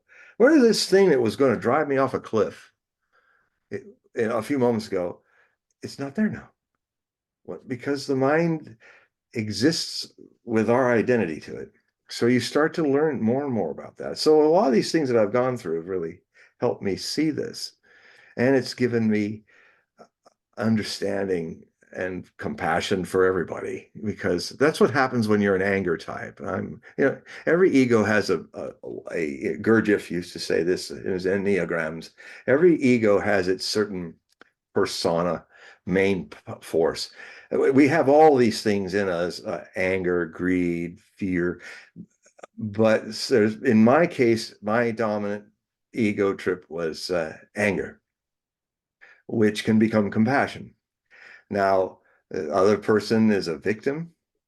They can become a king, a victim, so there's all kinds of different ego types. About, I think, 8 of them in the Enneagram that Gurdjieff created. It's mostly been used and often kind of turned into new agey stuff by a lot of different movements, but the source of it is Gurdjieff in his teaching, another great master from the 20th century. And so these 3 things happen, and I wrote to Osho back in India about the stories I've just told you. And I got a letter back from him, this beautiful signature, unique signature as he used to do. And he basically said, what has happened to you in this process is most of your connection with the past has been broken. And now, because I was asking if I could start a center. And he said, and here's the name of your center, Vikas. It means growth.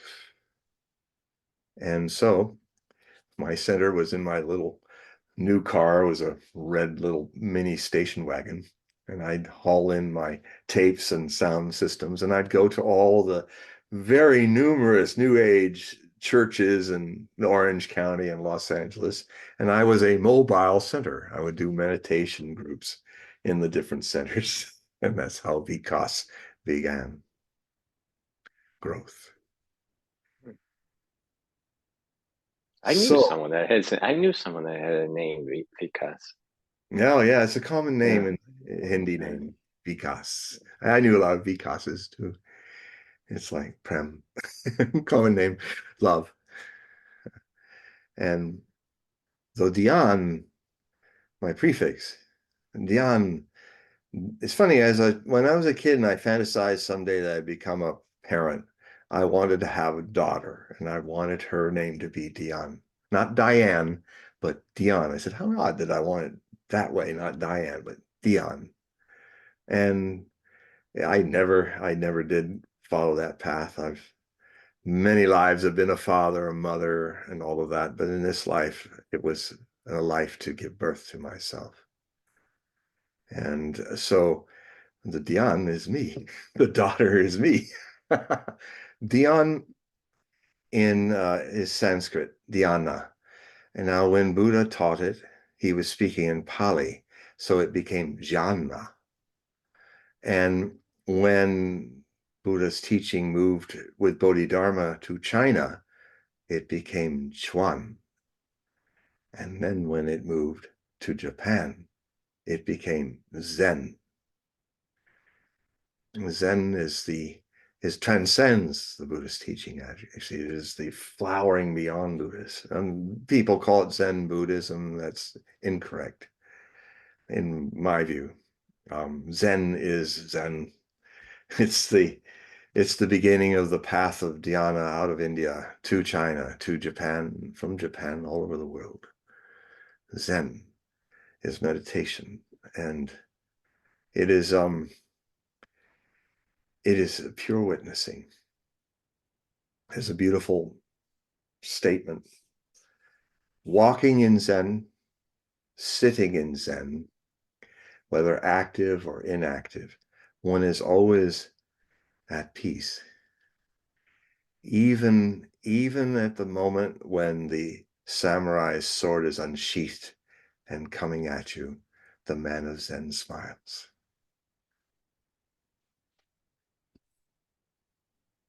So, well, there it is. I did not expect to tell this story again. And like I've learned from Osho would tell a lot of stories, the same stories, but he always tell it. It was always new when he would tell it, and it was new this time, and I'm glad I could have shared that. And I'm not planning anything. I never plan what I'm going to say next. It is just, but there's a beautiful order if one can just kind of trust. Get People make the mistake of thinking that faith is synonymous with trust, but trust is something you're born with. It is your essential nature. And faith is borrowed because when you're a child, you don't come in saying, well, what's the faith here? You learn it. If you watch yourself, you look at the beginning of when you start thinking about faith, when meditation, you look back and the layers, you're just watching, waiting, and the layers of memory go back, back, back to the point where somebody told you about faith and that you should have it. And And what they're really trying to mean is something they've lost, like all children lose when they grow up. And because faith is kind of like a shadow of the projected on the wall of the light of trust. Trust is, I'll give you an example. A lot of times, great classical movies like Lord of the Rings is a great example. Frodo and Sam, fundamentally the core of the nine that have to go. I mean, Frodo, he didn't choose it, didn't want it, but it was clear that the ring was his to take back to the crack of doom. And rather than get all caught up in his ego and all, he just said, well, what do I do? He'd already, his innocence, his trust, he just knew that that was his destiny. And then Sam came along with him, and all of them, the nine, were the nine in counterbalance to the nine ring wraiths of the dark. But if you really watch the movie a lot, it's really about heroic innocence and how these little hobbits, with the help of other people with other skills, um, were different races, dwarf, Legolas, the elf, you know, our Aragorn, and also the one who died, Boromir, um, who really had a struggle with it. They eventually all helped each other, even when they had to let go Frodo and Sam. They had to go this way. And that beautiful moment, where they're on the riverbank and Fellowship of the Ring. It's one of the most beautiful parts of the music of that is where they hear the Fellowship theme.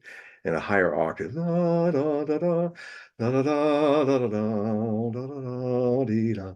And what he then, then there's this moment where Strider's not so much Strider anymore. A little bit of the Gondor king comes out of him, and it says, um, no, we have to find Pippin and Merry. We have to go because the orcs have carried them off, um, so it's not over yet. And then there's this beautiful part where they kind of grab each other's shoulders, and you hear that incredible descent of it. It goes ah dee da da dee dee da da da da da da da dee da da dee da da da. Like it settled, it anchored.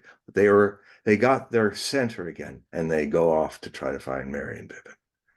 It's just a beautiful moment, a very Wagnerian moment where in the Gesamtkunstwerk concept, you have the art form of music, the art form of drama, and their sets and designs, and how the two become organic.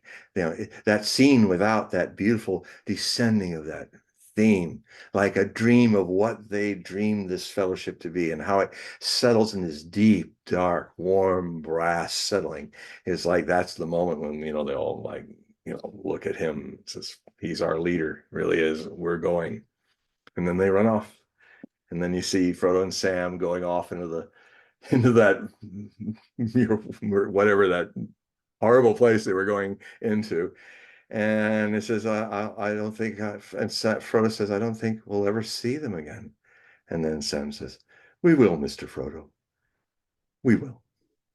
Now the reality of innocence being the center, the trust being the center, it makes you prescient.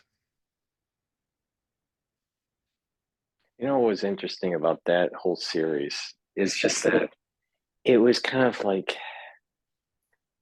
I see the Lord of the Rings as almost like an end of a Hollywood era of how to make movies. Yeah. Like back in, during the kind of um Ben-Hur kind of era, Mm. right? It's Amazing film. colossal. Yeah, it's a colossal, and there's Epic. lots of, yeah, epic, right? And it's just, and, you know, and then there was a period of time in Hollywood where it was just churning out junk. But there was this period with Jackson that Yeah. decided, he's going to make this epic film that no one thought he could make, Yeah. and it was cutting edge with the cinematography and the CG and the costuming and all. I mean, just everything about it, the craftsmanship of it. I just don't think there. It was almost like the end of an era in Hollywood. That whole series was the end of an era of how movies would be made, and the craftsmanship and the long arc of filming that kind of series. I write about this a lot. It's one of my best articles in the Hogue Prophecy Report. I've I mean, for me, it wasn't the end of it. It was a resurgence of something that happens in the art forms. There's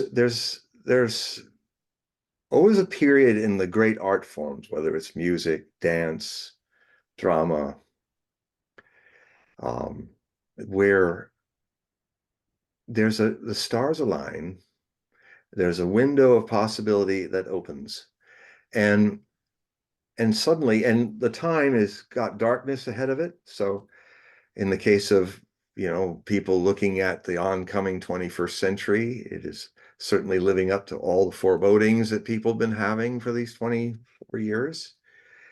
And therefore there was a time then opening for people to go back to the real core of storytelling, which is the deepest myth, the great heroic stories, the mythology. Myth is a wonderful word. The subplot of which was the first full-bodied biography on Nostradamus, Nostradamus: A Life in Myth. I strongly recommend all of you listening that you read it. I was surprised what reviews it got. it was a, I always wondered why haven't people written about Nostradamus in a full, like, 400 page, 225,000 word book, the standard biography. And because there certainly was more material from about him, because he, fortunately, a lot of his, almost everything he did survived, because he was one of the early best-selling authors of the printing press revolution.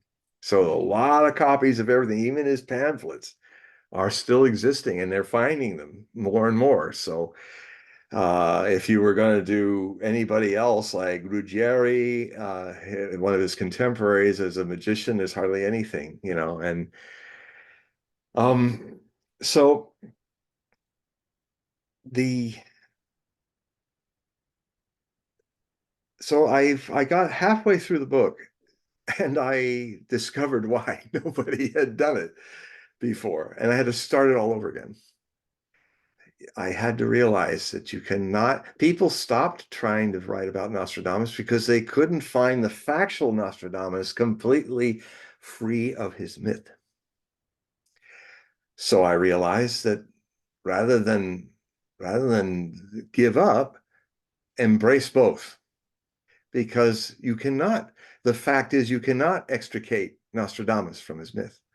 Uh, his life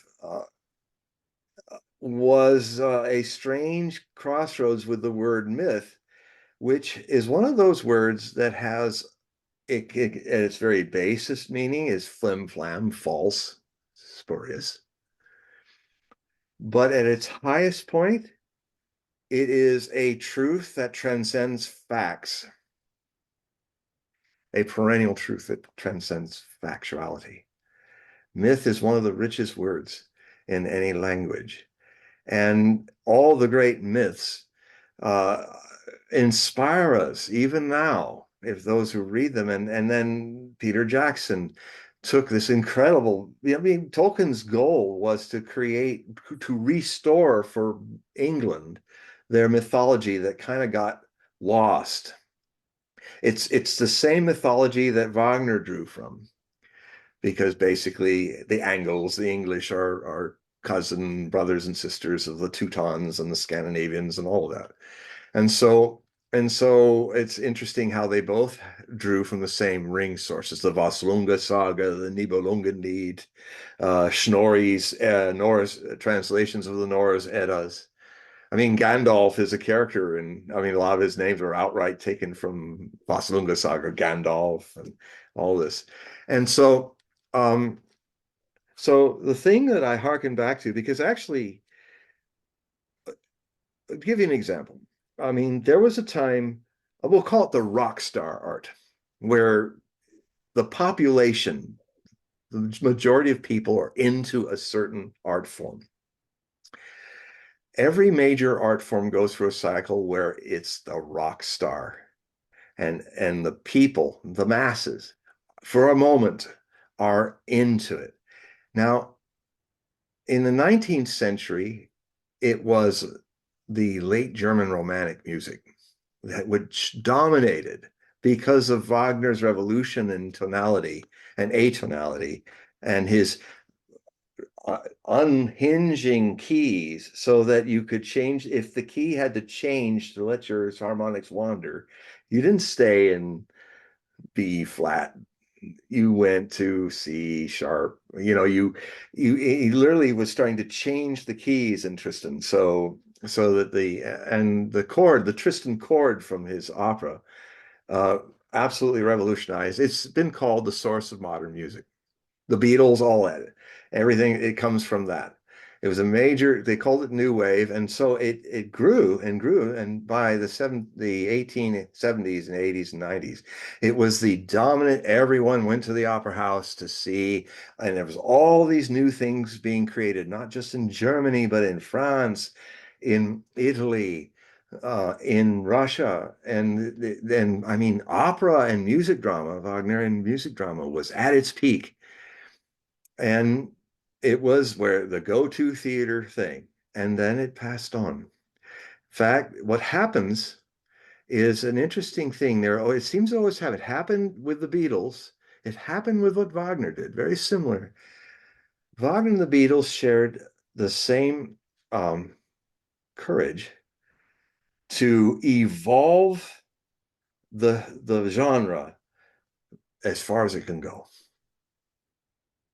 In fact, very insightful, rare for his insights as far as reviewers and critics are, but Hans Hanslich was a fought with Wagner all the time in his writings in Vienna, but he also could take in that what Wagner was doing was not only genius, but he openly said if Wagner keeps going like this, he's going to end the operas.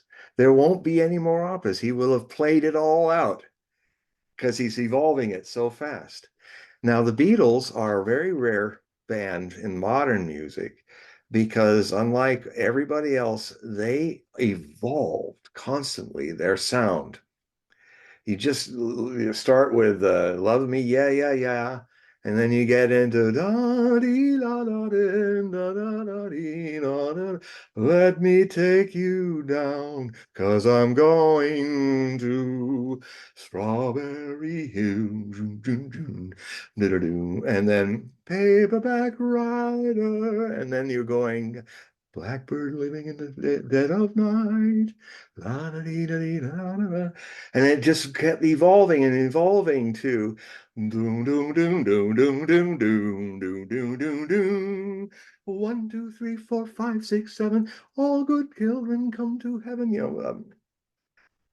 Rubber all so. And what happened was after a decade, and they could do this because they spent 2 years in Hamburg, literally getting their ears and their fingers and their bodies playing everything in rock and roll from the 50s to the early 60s. They literally had a knowledge of everything and they knew what was missing. And that's from that foundation, they went through this incredible 10-year evolution, which effectively had as its future a point where they'd all have to break up.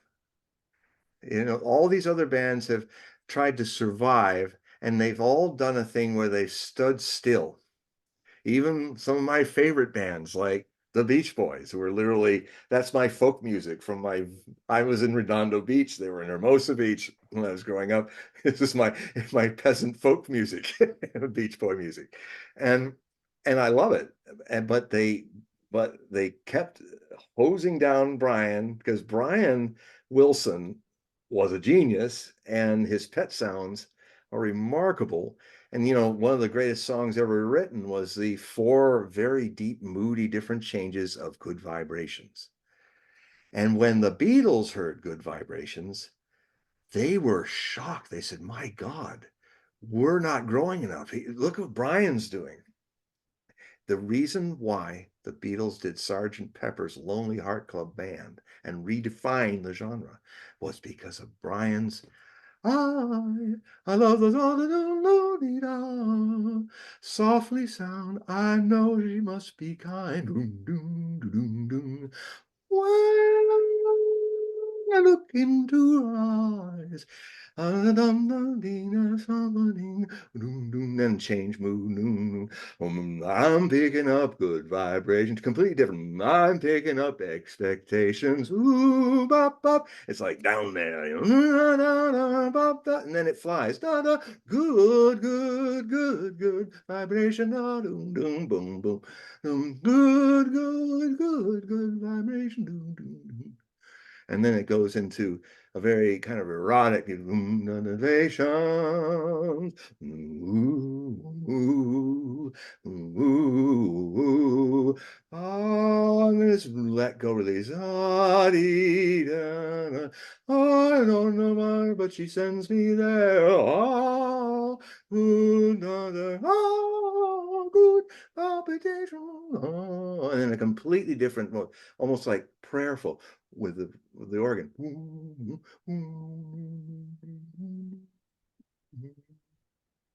Gonna keep those loud good vibrations happening. Gonna keep those loud good vibrations happening. Boom, ding, ding, ding, ding, ding, ding. Boom, boom, boom, boom, boom, boom, boom. And then set you up. Ding, ding, ding, dum, ding, dum, ding. Ah, good vibration, da dee da dee. Excitations goes down, da dee da. Good vibration, dee da do do do do, ma dee da do do. La la la la la la la la. Boom, like this fugue. Na na na na na na na na. Boo ba do. Na na na na na na na na na. Ya na na na na na na.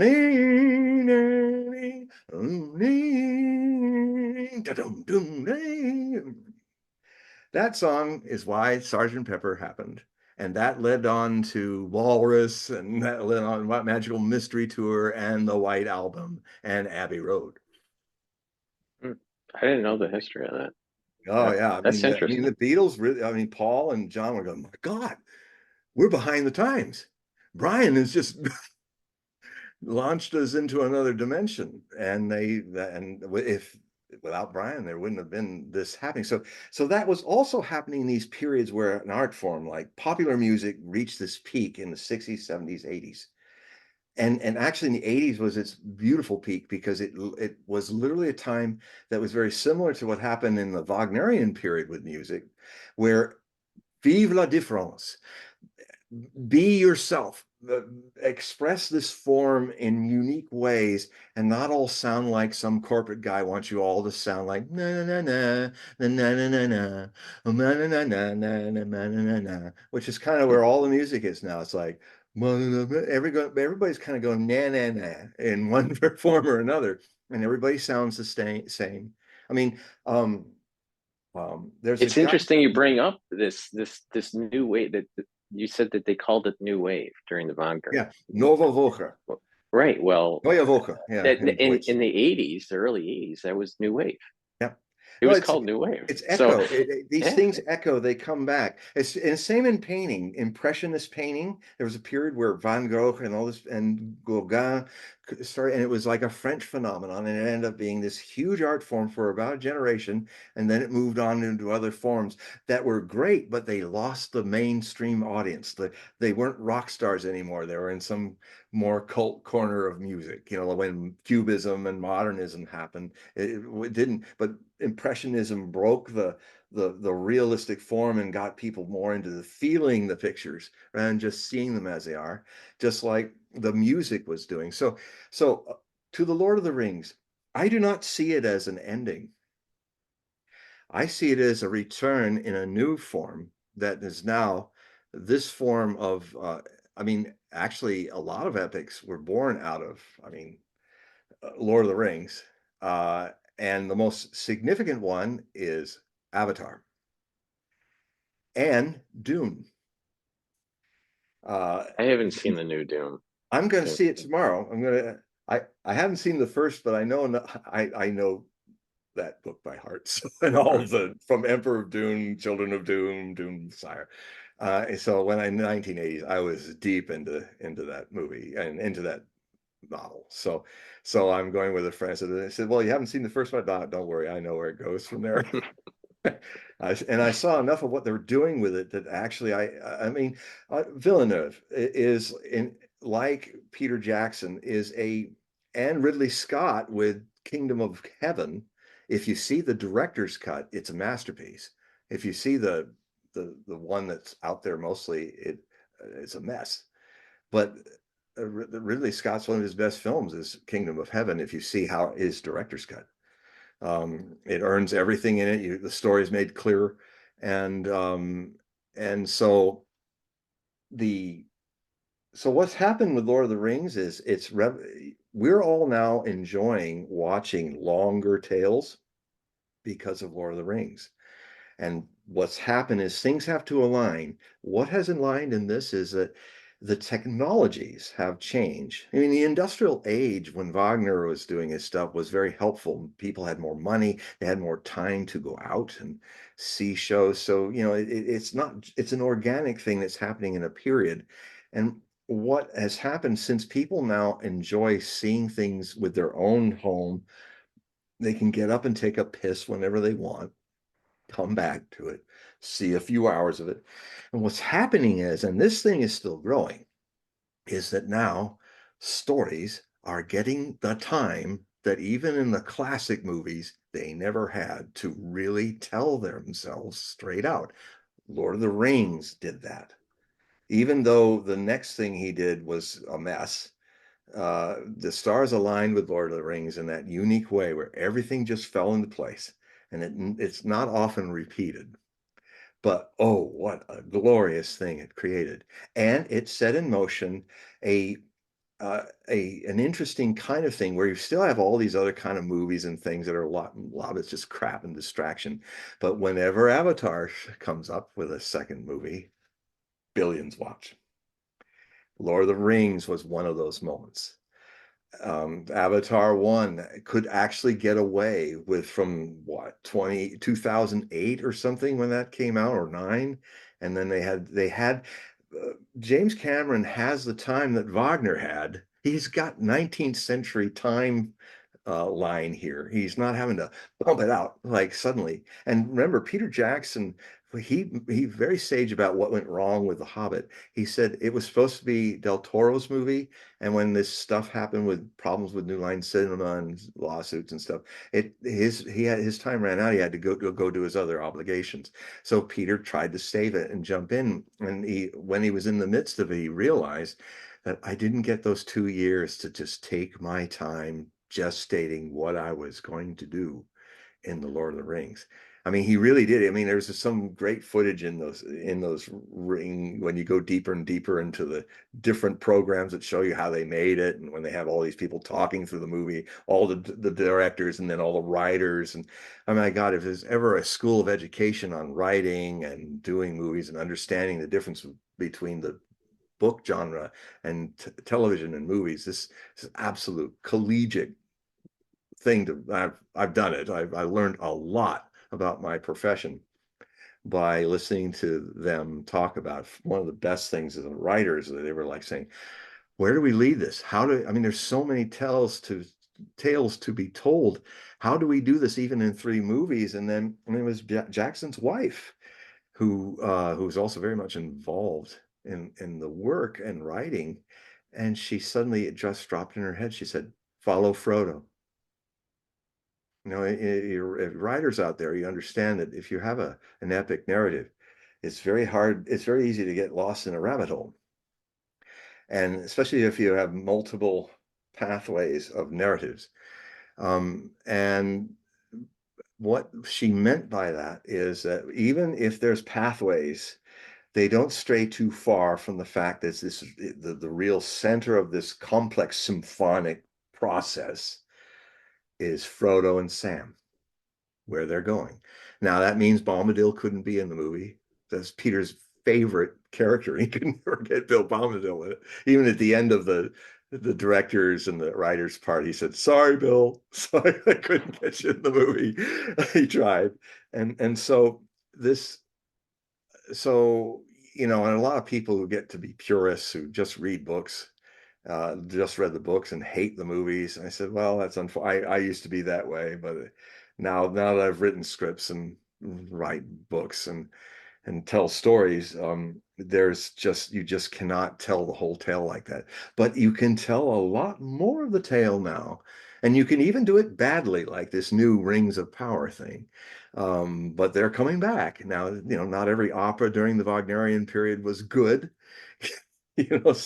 But people watch them, and so what I'm seeing is that I'm literally seeing a return with Peter Jackson and James Cameron. What you're seeing is a repeat, a karmic echo of what Wagner started with his Ring cycle, which was about the same source stories that Tolkien used later for The Lord of the Rings, is about a ring and the ring of power, and well, only now it's Valhalla and the gods, and it's more Germanic and Scandinavian, and there's the heroines Brunhilde, the Valkyrie, and Sigmund and Sieglinde are this heroic, tragic love story.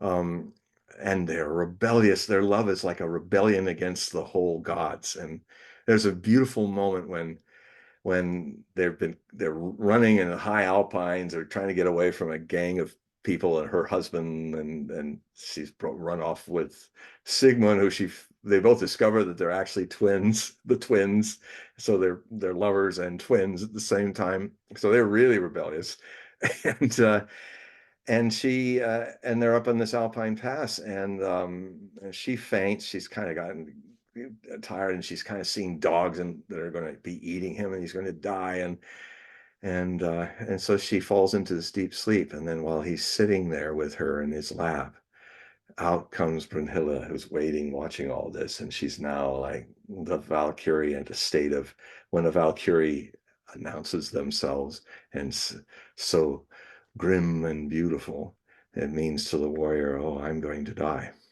And she says, "Sigmund," and she does this whole thing, that your time has come, because the whole story of the Valkyries is that when Wotan wanted to build Valhalla into a fortress against the evil forces that would eventually come after him, the Ragnarok, the apocalypse of the Scandinavian lore, the idea was he went down into the depths of the earth to make love to Erda and make, I think, 8 children from her, and the firstborn was Brunhilde, the eldest, and they grew up to be these goddesses that are ride horses in battle gear and call through the thunder clouds and come down, and they and in Viking lore, a lot of the people who won a battle might not actually be respected, because the idea was that it's how you die, how well you die in a battle, because then the Valkyries will come, they'll take your soul and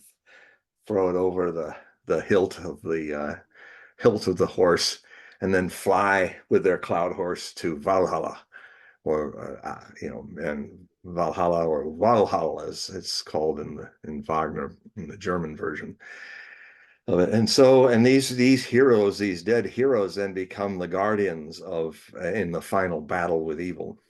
And so so anyway, he's being Brunhilde's giving.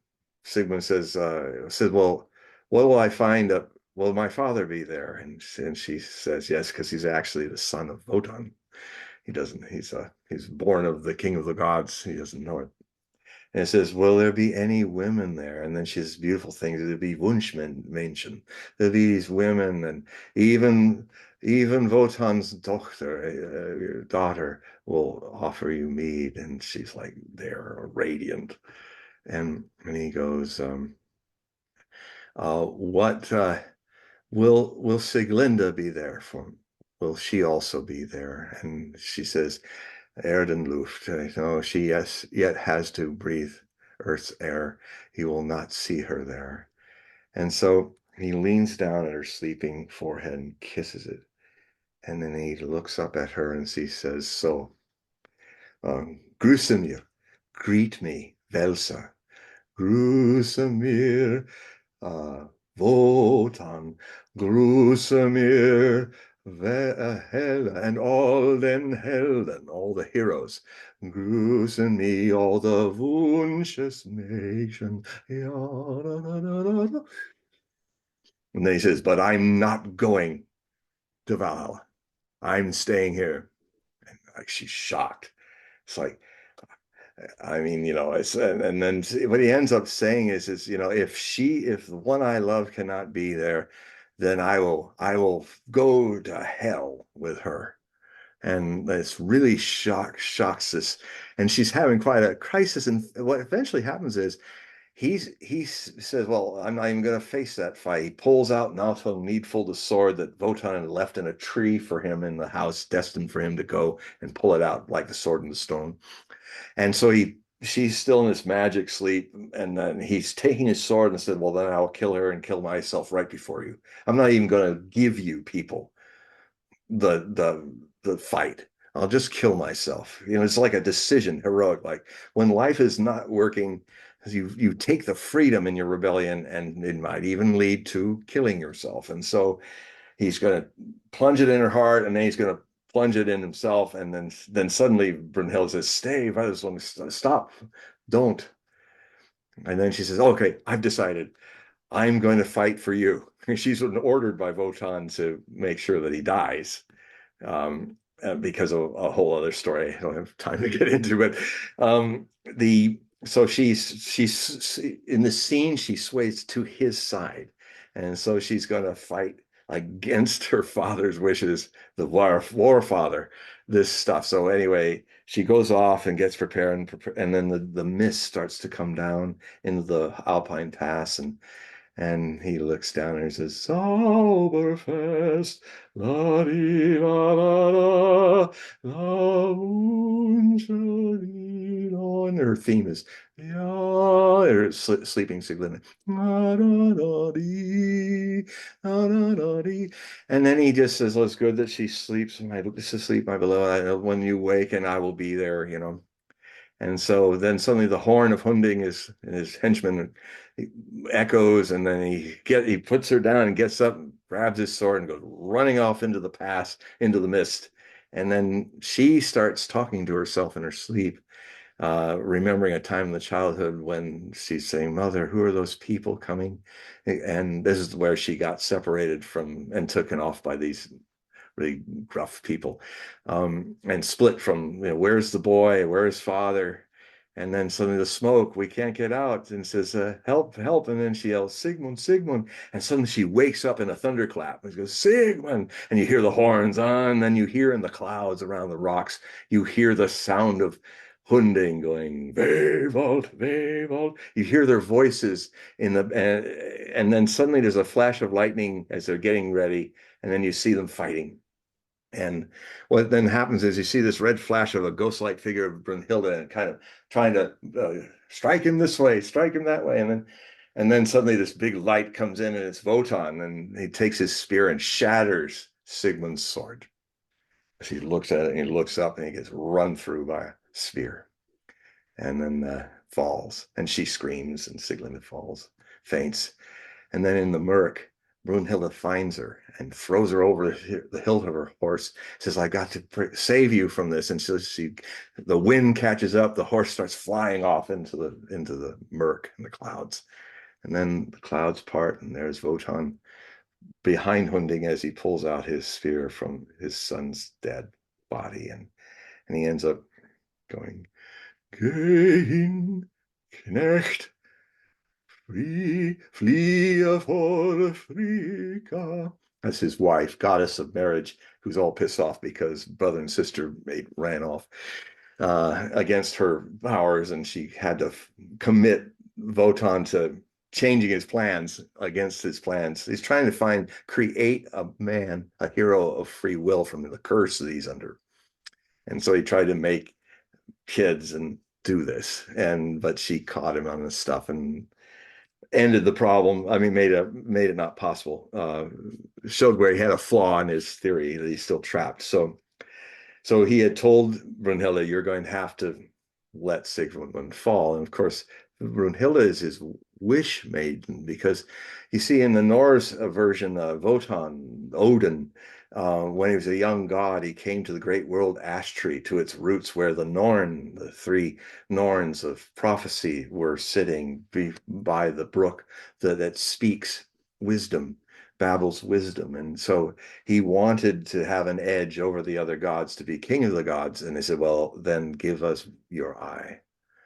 And it was the eye that's related to the subjective side of your brain. So his sacrifice was that he had lost his intuition, but his intellect gave him the power to win over the other gods and be the king of the gods, but at a great price. That's why Wotan's always like this one-eyed guy, because he threw it in the water. And then he broke a staff off the world ash tree, and he, with that tree, wrote runes into it, and it made it into a spear of his laws. And he holds command over the world through his spear and his laws, but he cannot break his own laws. So, he's kind of trapped. So he was trying to get some a random element of heroic person, which ends up being Siegfried, out of this, which is the child of Sigmund and Sieglinde. That's why she survived. But anyway, it's a very fast and breathy journey through all that. But anyway,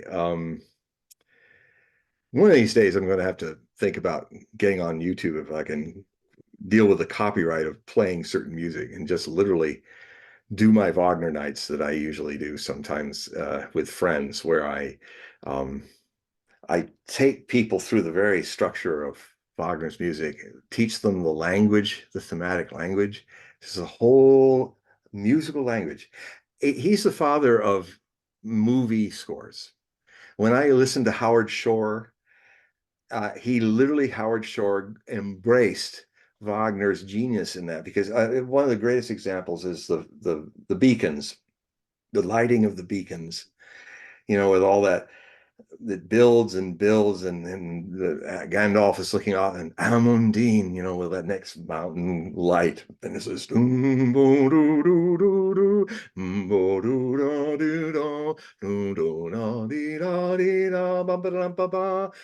then it goes out to that beautiful 300 180-degree angle shot that they do, where there's these two guys, they see the flame and they get up and they start putting the flame in this vastness of this rocky area with a sea of fog as it turns this way, and they're waving, and then that light goes off and it goes, da, da, da, da, da, and then suddenly you're teleported over a mountain ridge, and you hear the Gondor theme. And the strings are doing the flickering of the flames. While it holds the long horns of that. And it's going, you see it, and now you see it from the back, and one's lighting after another. It's nighttime. And then finally it ends where here's old um, um, Strider is just sitting there having his breakfast porridge, and he's just sitting there, and he looks up, and then the last beacon at Merdeselde comes on, and then he just throws its stuff and runs, and he comes into the room and says, the beacons have been lit. Gondor calls for aid. And King and then looks up, everyone looks up, and then Legolas is like going, what are you going to do, King? Just that look. And he's looking, he looks down at himself, he goes, and then Rohan will answer. That is classic Wagnerian moving. And it was nice because Howard Shore at the very end of if you listen to the director's cut, the final Return of the King, they do a real long, a lot of music that wasn't even used. Um, some of it with Liv Tyler singing, really beautiful stuff. And it's in this long final credits where they're showing all the people who were part of the club or something. It goes on and on forever, all these people, thousands of names. And then finally, when it's ending and all those beautiful sketches of Lee's sketches, and there's this one part where, without mentioning him directly, he ends it by playing literally right out of Lohengrin, the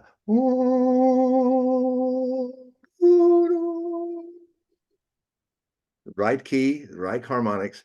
And so he ended it with one of the Wagner's themes from Lohengrin. So that was a nice way. Didn't have to. That's a really beautiful way to fin. The final music is Wagner's music from Lohengrin. And not too many people notice that unless you're a Wagner geek like me. But and obviously Howard is too. Um, he also does incredible modern music, like the movie The Cell which is this interdimensional weird movie. I mean, he does a little of that with Shelob in the scene where he gets really modern, atonal and stuff. But yeah, so this thing is a thread. This art form is the CGI era, where the idea of Gesamtkunstwerk, a total work of art, which has like theater, sets, um, motion, music, dance, all the great art forms come together in ensemble. Well, now that is happening with the revolutionary work of James Cameron and his people, and in the way they're redefining 3D animation. These are as revolutionary as when Wagner created the sunken orchestra pit. So you can't see the orchestra, but you hear them. That's Wagner did that. And all this, what he did with acoustics in the Bayreuth Festspielhaus is cutting edge for the time. He actually took the theory into practice. Well, James Cameron who's been fortunate enough to have years to write all the scripts, because Wagner took years to write all the librettos, all the poems, all the words. And he spent like 3 years just writing the four operas and then started the music. Well, here's James Cameron is on a parallel path in creating what'll be 5 more movies. And Wagner took 25 years to write the 15 hours of music of the four operas of music dramas of the Ring. And James Cameron is on the same path. With delays, Wagner had an 11-year period where he was writing other things before he came back to Act 3 of Siegfried and started finishing that, and Götterdämmerung after that, The Twilight of the Gods. And so Cameron is on the same parallel karmic path in an art form which is having its peak of evolving itself, and he's taking it beyond where Jackson started. And he's working with Peter because it's all being made at Weta in New Zealand. So it is actually not there. It's Peter is involved. His whole revolution is going on, just like Wagner's revolution changed music. He's changing special effects CGI cinema of epics. And the other thing that's happened thanks to Netflix and House of Cards, I wrote about, as one of my best prophecies. I said, this will become a thing where it'll be an explosion of stories. It'll be like it was in silent movies where there were hundreds of studios. This will happen again. And I didn't know it would happen. I just knew. I didn't know how. I just said, this thing is going to take off and make then everybody's going to be making epics, and people are going to want it long.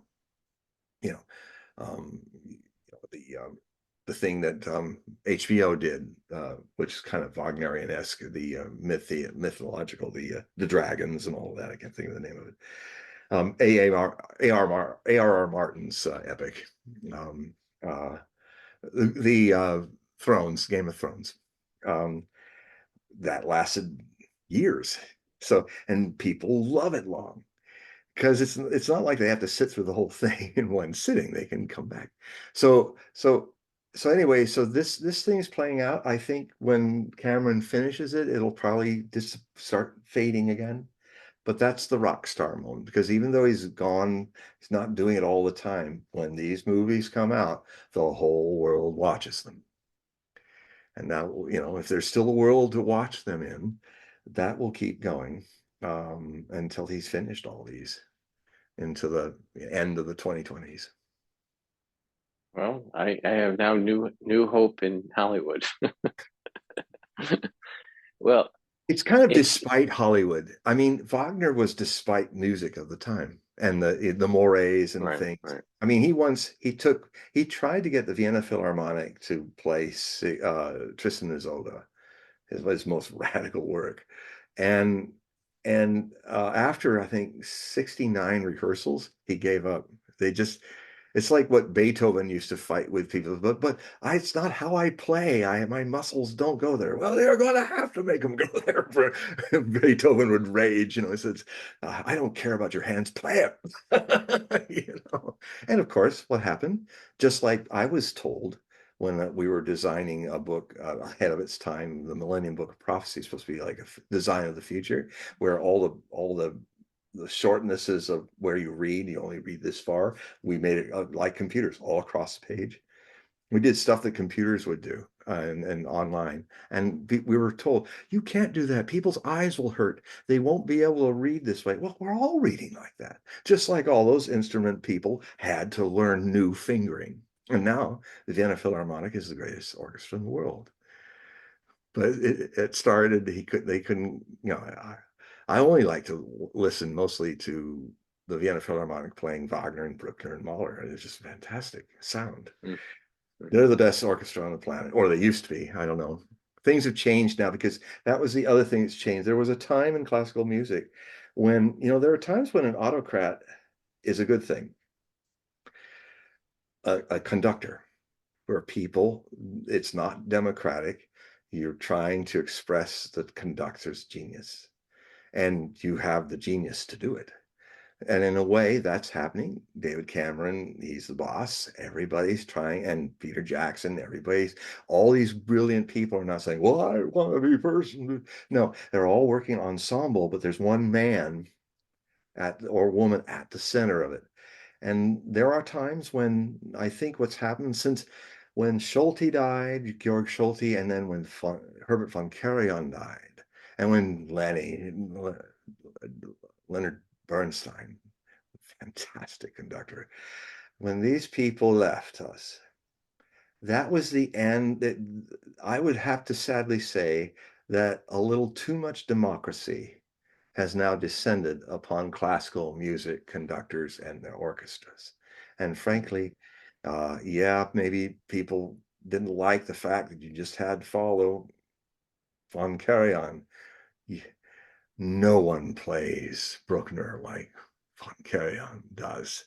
And so, it's funny, we started this long ago, hours ago, about amorality or transmoral things that happen where um, and there are times when a dictator is good.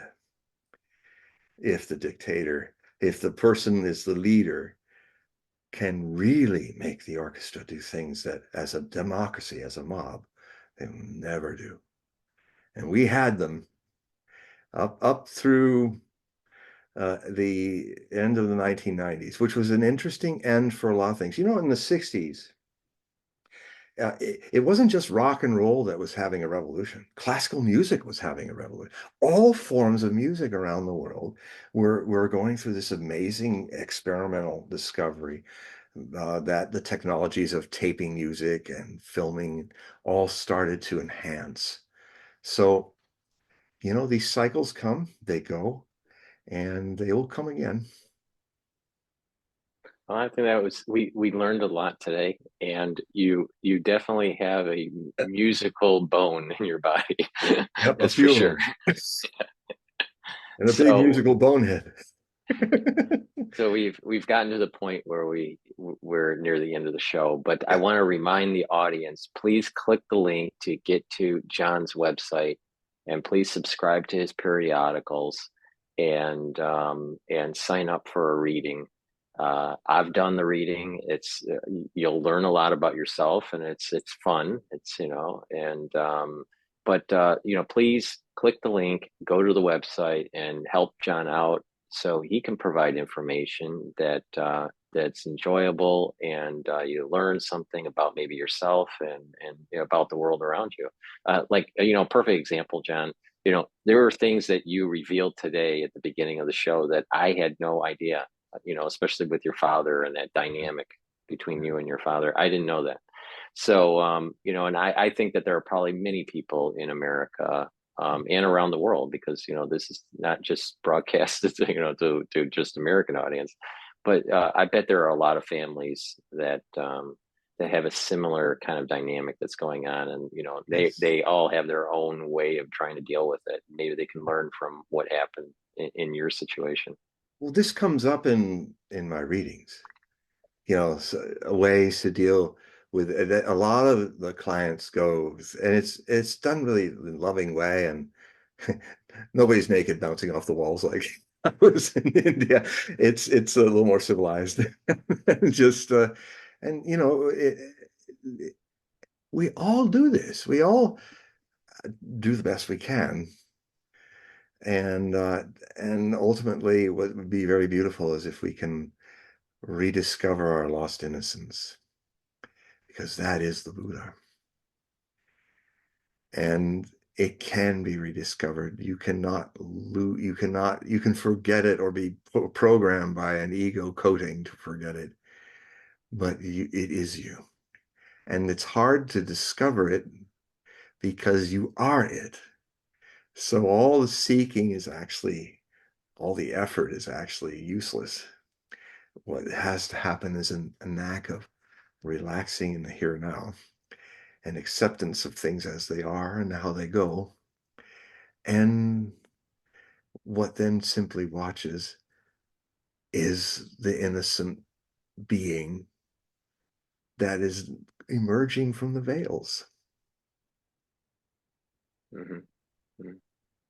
Well, let's leave it at that. But thank you very much, John, for being on the show. And obviously, we'll do this again soon.